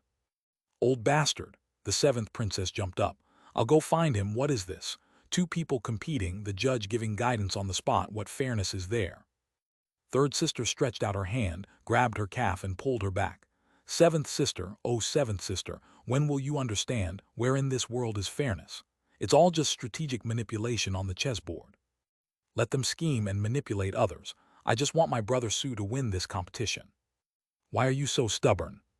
Because he's good looking. This hopeless vanity dog, I can't stand it. Third sister rubbed her forehead. There are plenty of good-looking men in this world. Among the men I've seen so far, he's the best looking. I'll think about it again if I see someone better after this. In the array, Lin Ziasu walked step by step, peach blossoms floating down petal by petal on his shoulder, 10 pieces, 20 pieces, 30 pieces. He felt the strange power in the peach blossoms. He also saw Li Chengyan walking with a certain step method, traversing the peach blossom forest, truly passing through thousands of flowers without a leaf touching him. This guy, did he get the true transmission from the great elder? Or is it instant transmission? Facing this situation where referee and contestant are colluding, he actually has countermeasures and not just one. The first plan, imitate Li Chengyan's step method, using his human Tao orchid heart. It's not difficult. The second plan, touch the array eye and break this array. The third plan, he can modify the array path settings to show Kinkyu elders what it means for array path to betray. However, he did none of these. Just because within the falling peach blossom petals, there is a kind of power vast, majestic, and mysterious. Chapter 623, Chapter 622, Feng Yue Road Yin-Yang Power. What kind of power is this? It carries an ancient aura akin to the beginning of time, and bears extreme opposition, seemingly being a blend of two utterly different forces. Lin Zaiasu pondered over this mysterious power, unwilling to miss out. Thus, a highly passive situation developed along Fengyue Road. Li Chengnian's figure approached, a leaf not touching his body, moving with ease and grace. Lin Zaiasu, on the other hand, had heavy steps, struggling at every turn. Due to this array power, every step he took fell into a trap. If this were a battle of the array path, he would have lost completely. Li Chengnian's 3 Heart Pavilion members finally showed their long-awaited smiles, excluding the Dragon Clan man who stood outside Gui Hall, panting like an old ox. Saintess Qian Ling was full of doubts. She couldn't understand it for the life of her. You've already pointed out that this is an array. Your specialty is in the array path. Externally, your array path skills are legendary, but upon entering the ancient wilderness, you encounter the first array and are rendered helpless.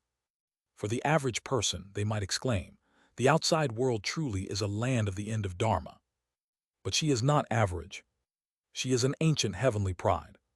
She knows clearly that this array is that strong. There's absolutely no way it's stronger than his self-created heavenly yin-yang chaos array. He can create and freely improve the heavenly yin-yang chaos array. Theoretically, it's impossible for him to be powerless in the face of this great array. But the reality is, he indeed is powerless. Continuously hit by the falling peach blossoms, no one entering the array would perform worse than him. She also harbored a suspicion. Is he deliberately hiding his array path techniques? Come on. Is that necessary? You're entering an entirely unknown world where you need to connect with the various sects. The stronger your skills, the more weight your words carry. Possessing array path techniques isn't taboo. Conversely, it's the best way to enhance your value when cultivation can't dominate the world. Unfortunately, the array is already activated. Even if she wanted to send a warning to him, it was impossible. The Kinkyu Great Elder initially wore a cold smile. For the 2 major affairs he was conducting, an unexpected variable appearing was annoying. Thus he held no goodwill towards Lin Zaiasu. Forced by circumstances to a scene where 2 suitors competed simultaneously, he was naturally pleased to see Lin's disgraceful performance. Seeing this youngster lack any array path prowess, any Kinkyu Jr. entering the yin-yang great array couldn't do worse. He had been firmly restrained by the array power, enduring at least 100 strikes. However, the Great Elder suddenly shuddered at heart. Why hasn't he fallen? Yes, the thing he realized soon became apparent to nearly everyone. Lin Zaiasu's performance in the array was indescribably poor, hitting every trap without fail. Nonetheless, it was all in vain. He still stands. His steps remain steady. You might say his array path is negligible, but you can't overlook his unparalleled solid foundation. This is what he is deliberately showcasing. Using the robust foundation he inherited from the ancient sect to shake Kinkyu in such a manner. Lin Zaiasu advanced within the array. His shoulders were already burdened with layers upon layers of peach blossoms.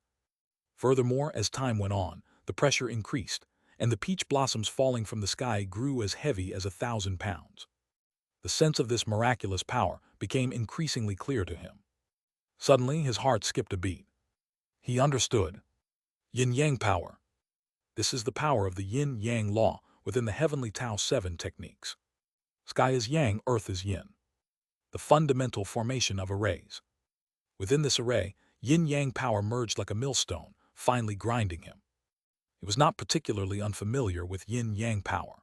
The heavenly Yin-Yang chaos array he refined plays a crucial role through it.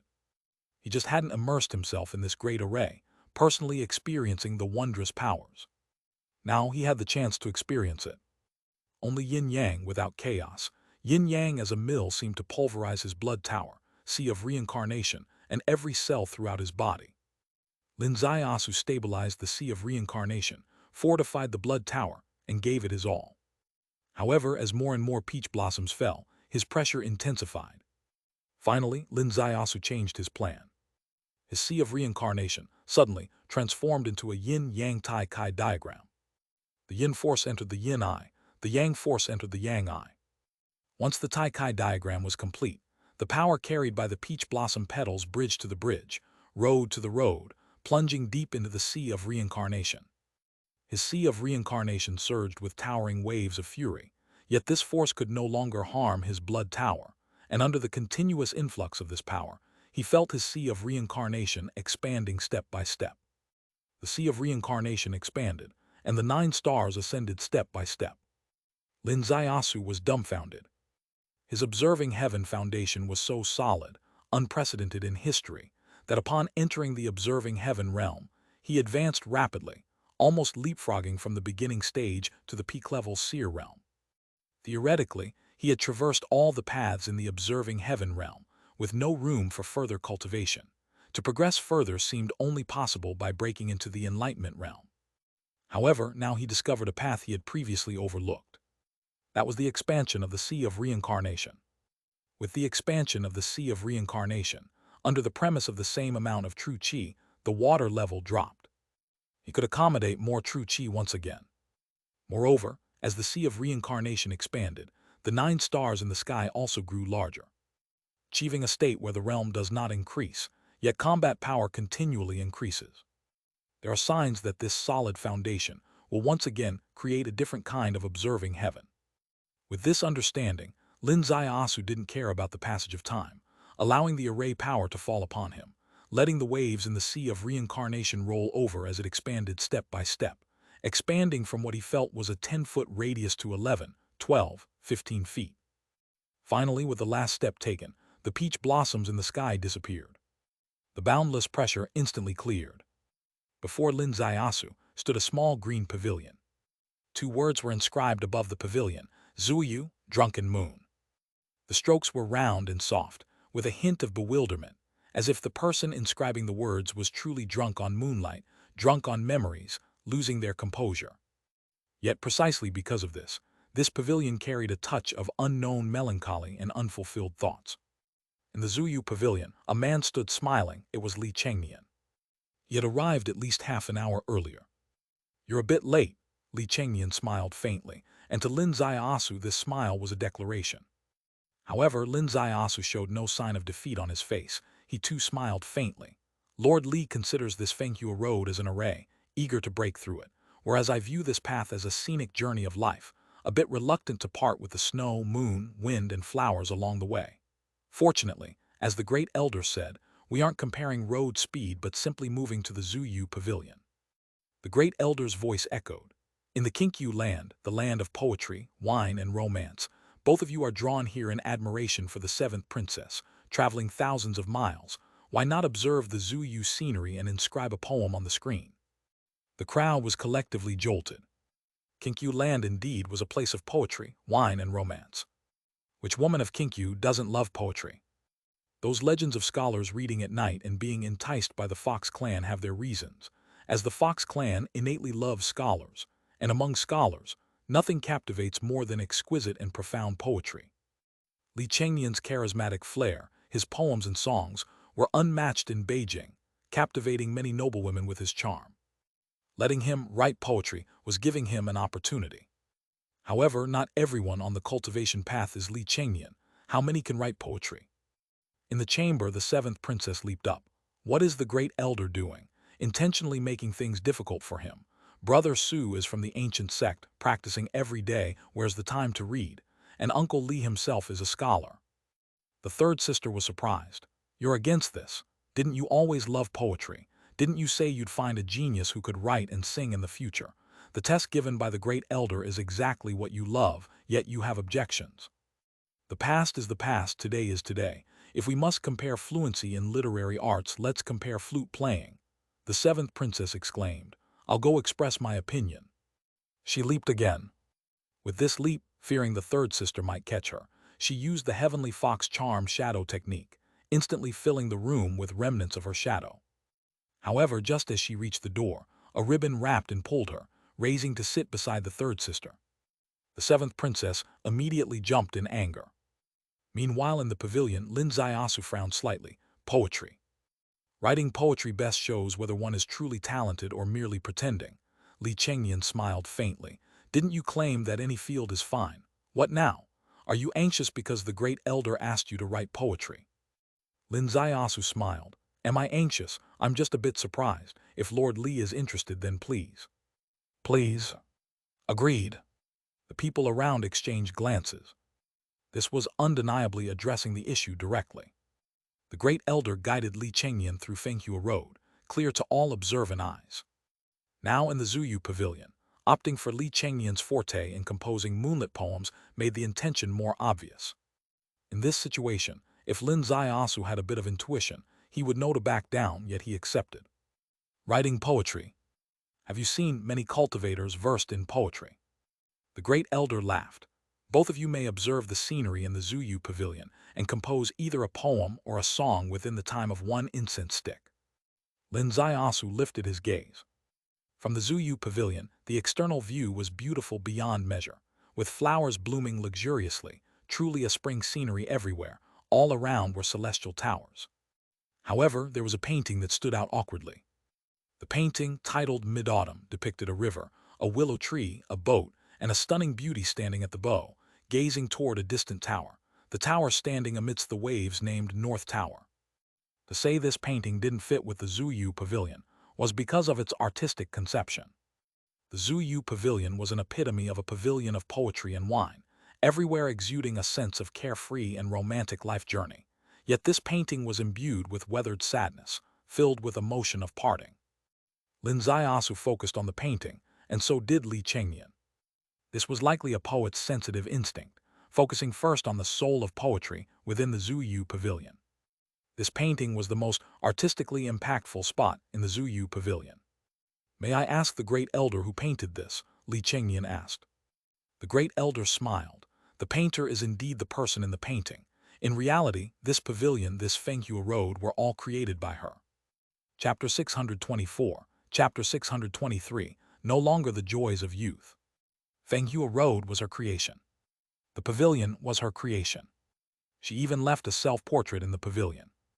Lin Ziasu showed great interest. Who is this person in the painting? Why leave this painting? The elder explained. This painting was created by a legendary woman from Kinkyu 3,000 years ago. This woman was named Hujai. Hujai had a twin sister named Li Jai. The two were inseparable from childhood, but 3,000 years ago, Li Jai encountered a Kangyuan hero in the Jianghu and left with him. Hujai bid her farewell at the North Tower, playing a piece called Boundless Sea of People, never expecting the song to become reality. From then on, she never saw her sister again. She inquired in many places and even entered Kangyuan, only to find out that the Kangyuan hero could not be traced, and her sister vanished from the world. In despair, Hujai returned to Kinkyu and created Fenghua Road, built the Zuyu Pavilion, and crafted a self-portrait to place there. Perhaps it was a beautiful anticipation, hoping that a guest visiting Kinkyu would see the painting and provide news of her sister, as she and her sister looked nearly identical. The elder finished recounting the history of Fenghua Road and Zuyu Pavilion and raised his hand, sending a stick of incense flying skyward and igniting in the wind. The entire crowd was silent as night. Everyone watched the performances of the two men. Before the incense was half burnt, Li Chengyan smiled lightly, walked to the mirror wall and began to write. On Fenghua Road, the guest sleeps in Zuyu at night, regretting the shortness of 1,000 autumns exploring atop the yin-yang, who says farewell at North Tower, never to hear noise again in this life. Instead, accompany the flowing cloud, hand in hand to look towards the coming year. In 5-word verses, the writing flowed rapidly. Every word was a gem, every sentence substantial, filled with wishes for Hujai to find her sister. And it was full of admiration for Hujai, the legendary fairy. Everyone present nodded approvingly. A long poem encompassing Fenghua Road, Zuyu Pavilion, and integrating North Tower, truly a masterpiece worthy of a Beijing talent, the second elder said. The great elder twisted his beard and laughed. Lord Li comes from a scholarly family. His great-grandfather was once the imperial tutor of Great Wilderness. For ordinary people, the imperial tutor is the pinnacle, but his great-grandfather left the palace and became a great scholar in Jiangnan, truly famous throughout the world. In the secret chamber, the 7th princess and her 3rd sister's eyes also brightened. Although the sisters each focus on different aspects when looking at men. For example, the seventh princess only looks at faces, while the third sister values a man's strength and firmness. Being Fox clan women, they still love poetry and prose. Li Chengyan picked up the pen, and lines of expertly crafted poetry flowed naturally from the tip, with a fragrant elegance and overflowing talent that enchanted them. Only the Saintess Qian Ling had doubt in her eyes. Did he really write this on the spot? Why do I find it unbelievable? For example, there's a line, exploring atop the yin-yang. It refers to Jade cultivating the yin-yang law. And she seemed to have reached the peak. Did the elders mention her cultivation laws? No, right. If you were hearing her story for the first time, if you didn't know her life, how would you know she cultivated the yin-yang law? She suspected strongly that this was a duet between the great elder and him. Leaking questions in advance, preparing in advance. Then what about him? What could he write? It's undeniable that he hails from Daxia, steeped in Daxia culture, with a mind full of ancient poetry, in this ancient wilderness realm focused on cultivation, where poetry is mere leisure. There's theoretically no fear from others in this area. However, this setting is somewhat special. One is mortal world, the other immortal world. Can they connect perfectly? Li Chengyan withdrew his pen, ending with, "When can one cut the green wings and become a water-born immortal?" inscribed on the mirror wall. The entire poem has 16 lines, 80 characters. It includes place names, history, admiration, wishes, and also a final piece of advice: let go. The completeness is quite high. The great elder sighed. Lord Li's poem is said to be priceless in Beijing. Seen today, it is indeed exceedingly brilliant. If Hu Jai knew, she would certainly thank the young lord. As his voice fell, the painting suddenly moved. Amidst a rustling sound, the woman in the painting seemed to slightly bow. Everyone was stunned. Could this Zuyu pavilion truly be connected to the legendary woman? Li Chengyan's poem was acknowledged by her. This was something that had never happened before. Li Chengyan was thrilled and gave a deep bow. "Thank you, Hu Fairy." "Young Master Su, now it's your turn," the great elder said faintly, "please." At this moment, the incense in the air was nearly burnt out. Saintess Qian Ling lifted her gaze, her heart a bit tight. Which poem will he write? Oh no, which poem will he copy? In the collection of poems she held, there seemed to be nothing particularly fitting. Lin Ziaosu lifted his gaze, and in that instant, the woman in the painting seemed to look at him too. Her face was youthful, like a 16-year-old maiden. But her eyes were filled with endless age, carrying the regret of time gone by, bringing the worries that come with growth. Lin Ziaosu spoke. "I will present a piece to Hu Fairy titled, Tangguo Order." A piece? The crowd was slightly taken aback. Though poetry was not widely known in the outside world, it was part of the tradition in Kinkyu because such works were suitable for singing, something the Fox clan naturally enjoyed. But what kind of poetry is Tangguo Order? They hadn't heard of it. Even Saintess Qian Ling, to be honest, didn't know. The collection of poetry she held was poetry. Although she had seized the body of a modern person, she was a Western girl and lacked understanding of Daxia's culture. Reeds cover the islet shore, cold sand with the shallow flow. 3,000 years later, yet another visit to the North Tower. The boat under the willow is still unsteady. How many days and it's mid-autumn again? Li Chengyan's smile suddenly froze. He indeed had a foundation in literature. Hearing Lin Ziaosu recite just one line, he could easily judge whether the person was genuinely talented or a charlatan seeking fame. Lin Ziaosu began to speak. With just 4 or 5 lines, he was completely stunned. This is what it means for every word to be a pearl. This is what poetic imagery should be. My heavens, who is this person? A direct disciple of the ancient sect, with a robust body that crushed the dragon clan, now showing such proficiency in poetry. Even more surprisingly, the woman in the painting suddenly changed.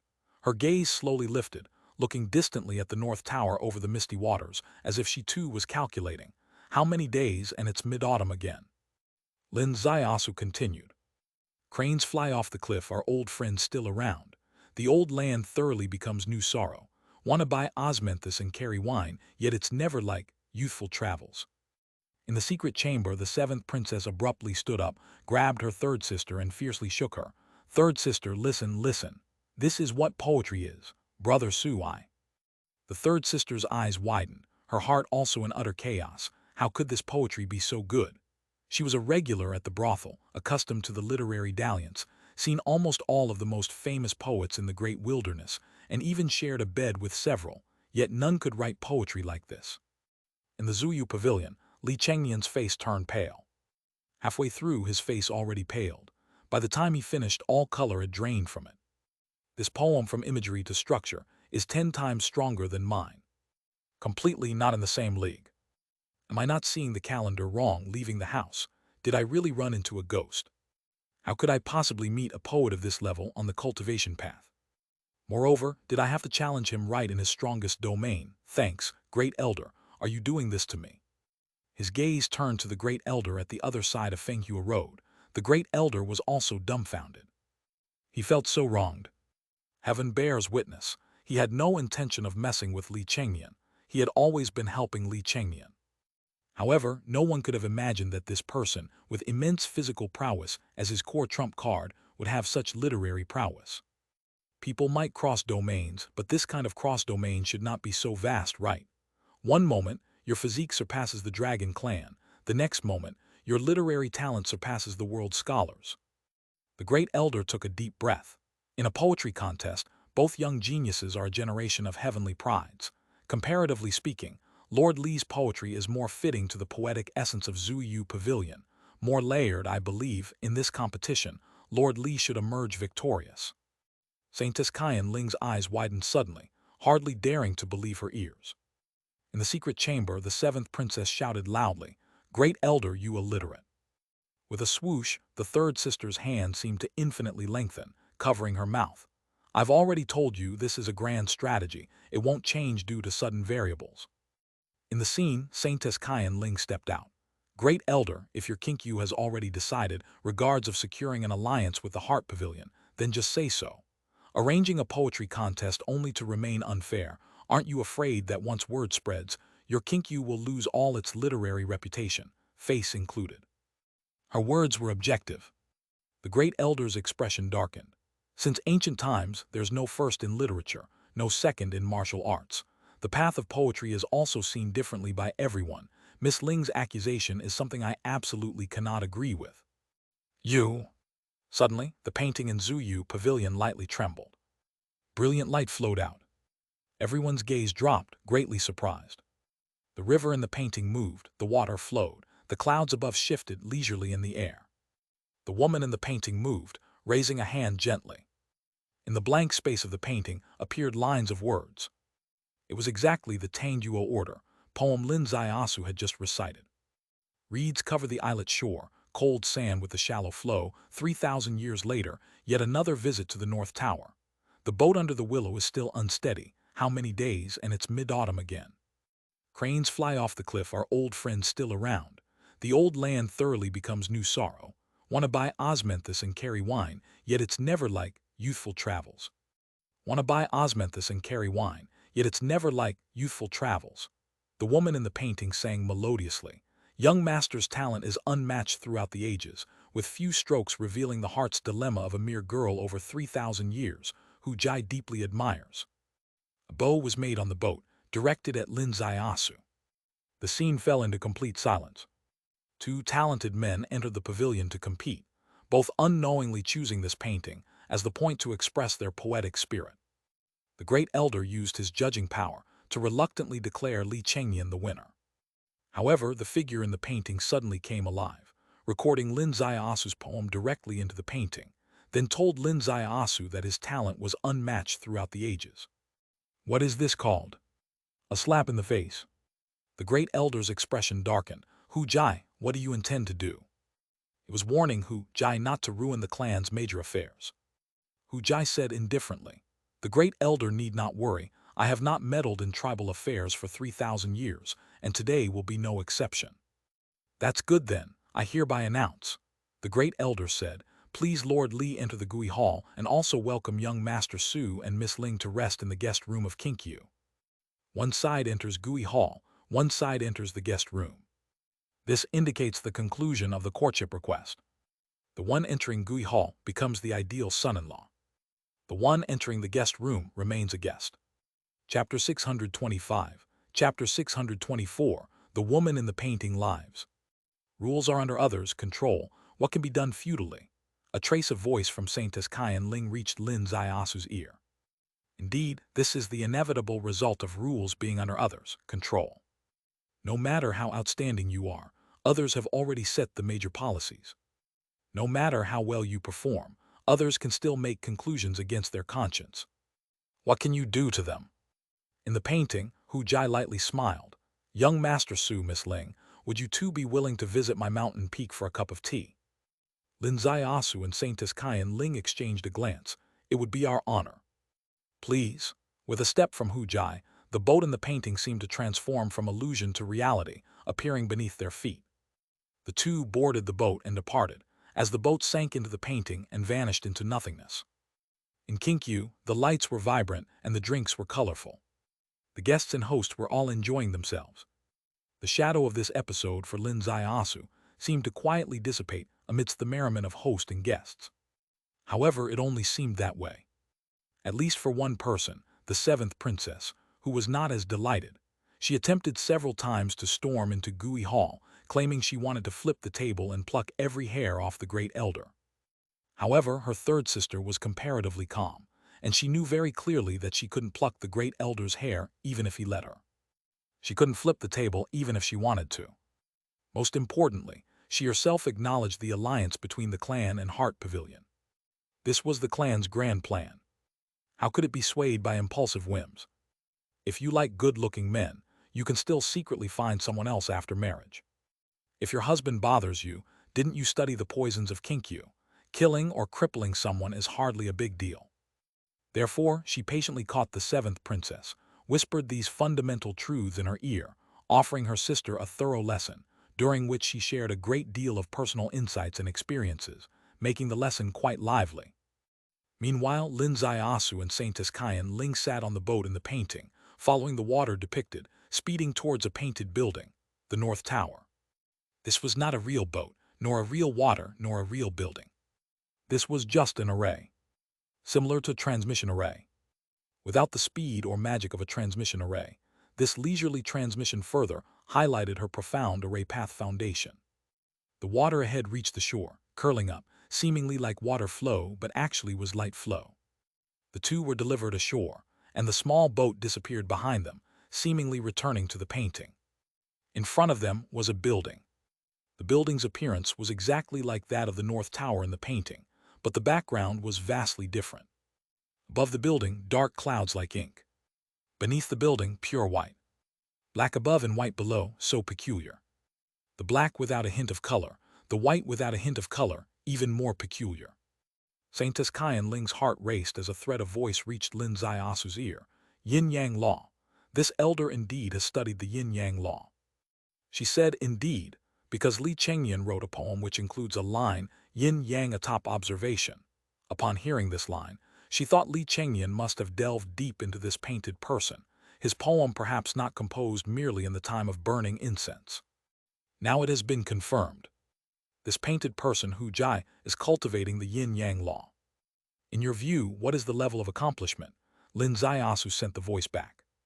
Look at the position where black and white intertwine. The yin-yang grid has already emerged, Saintess Kyan Ling said.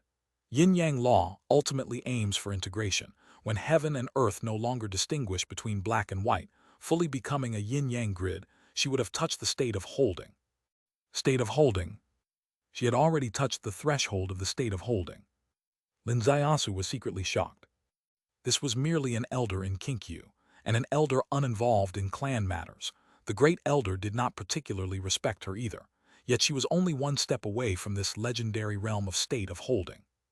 The depth of Kinkyu's foundation was evident. Is there a way to bring her onto his own wrecked boat? If possible, that would truly be very imaginative.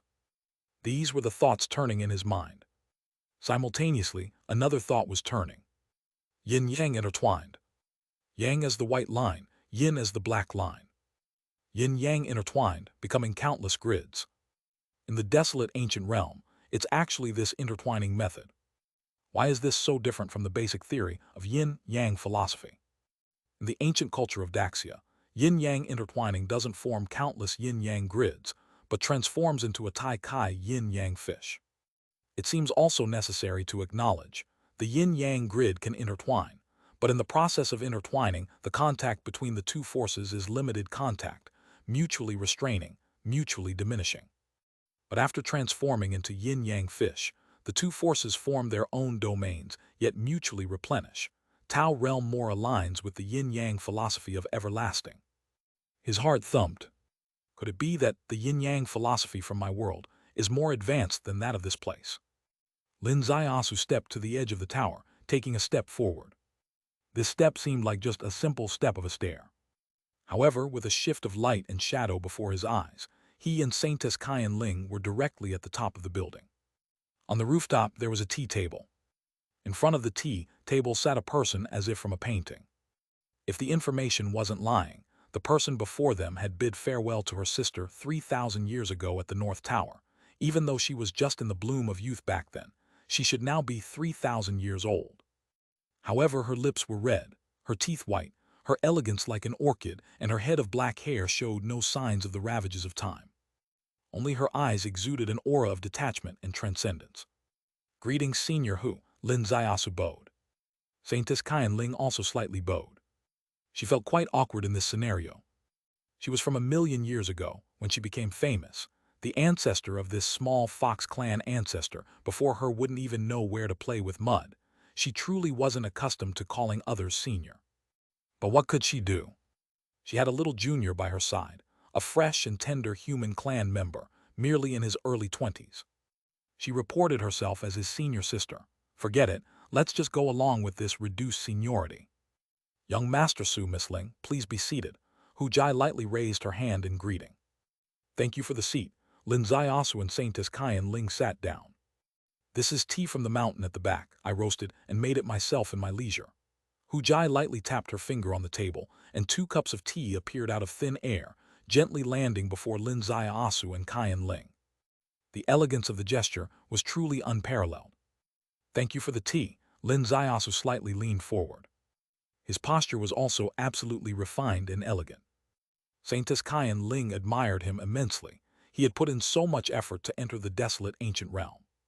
He had even grown his hair for months, and he was proficient in various etiquettes. Even though he was clearly from the other world, he showed no flaws regardless of how high-end the occasion was in this world. "On Fenghua Road, you withstood the array power. Your cultivation foundation is extraordinary. At Zuyu Pavilion, your Tangguo order, with its remarkable literary talent and unmatched artistic conception, deeply impressed me. This is not mere praise," Hu Jai said. This was what she observed. An expert's perspective was different from the common eye. Others watched him traverse Fenghua Road for his posture, but she, through the phenomena, saw the essence. Saintess Kaian Ling said, "Senior recognizes his potential. Could you change the elders of your noble family's perception? This could be a chance to overturn things amidst despair." This senior had such high cultivation and notable identity. Perhaps she could help overturn the situation. However, Hu Jai lightly smiled and shook her head. "Currently in Kinkyu, people's hearts have turned strange. With such talent, why worry about not finding a wife? Why must you go against the current?" Lin Zaiasu smiled. "Does Senior think my coming to Kinkyu is merely to find a wife?" "Oh," Hu Jai slightly furrowed her eyebrows. "What other thoughts might young master have?" The founding ancestor of Kinkyu was once a powerful assistant to a generation of human emperors, renowned for justice everywhere. And today, amidst the chaos, someone hopes for Kinkyu to veer off onto a heretical path. I cannot bear to see Kinkyu fall into such a scheme, so I wish to disrupt the marriage alliance and eliminate the Heart Pavilion's demonic hands at the root. Hu Jai slowly raised her head. "You say the Heart Pavilion is unjust." Heart Pavilion, an institution outside the mental path. Mental path, a branch of unorthodox methods. Unorthodox methods held by the 6-yeared left holder. Does Senior know what kind of beings the left holder is? Left holder, exceptionally intelligent, akin to the human clan, and the 6-yeared left holder, a rare occurrence in the heavenly Tao. Hu Jai gazed at the sky, choosing her words carefully. Left holder practices unorthodox methods, is light on fairness and justice. All things in the universe, sects and clans, all living beings, are merely pawns in their eyes. Kinkyu associating with it is like seeking the skin of a tiger.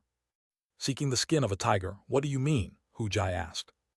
Lin Zaiasu explained this phrase, unknown to this world.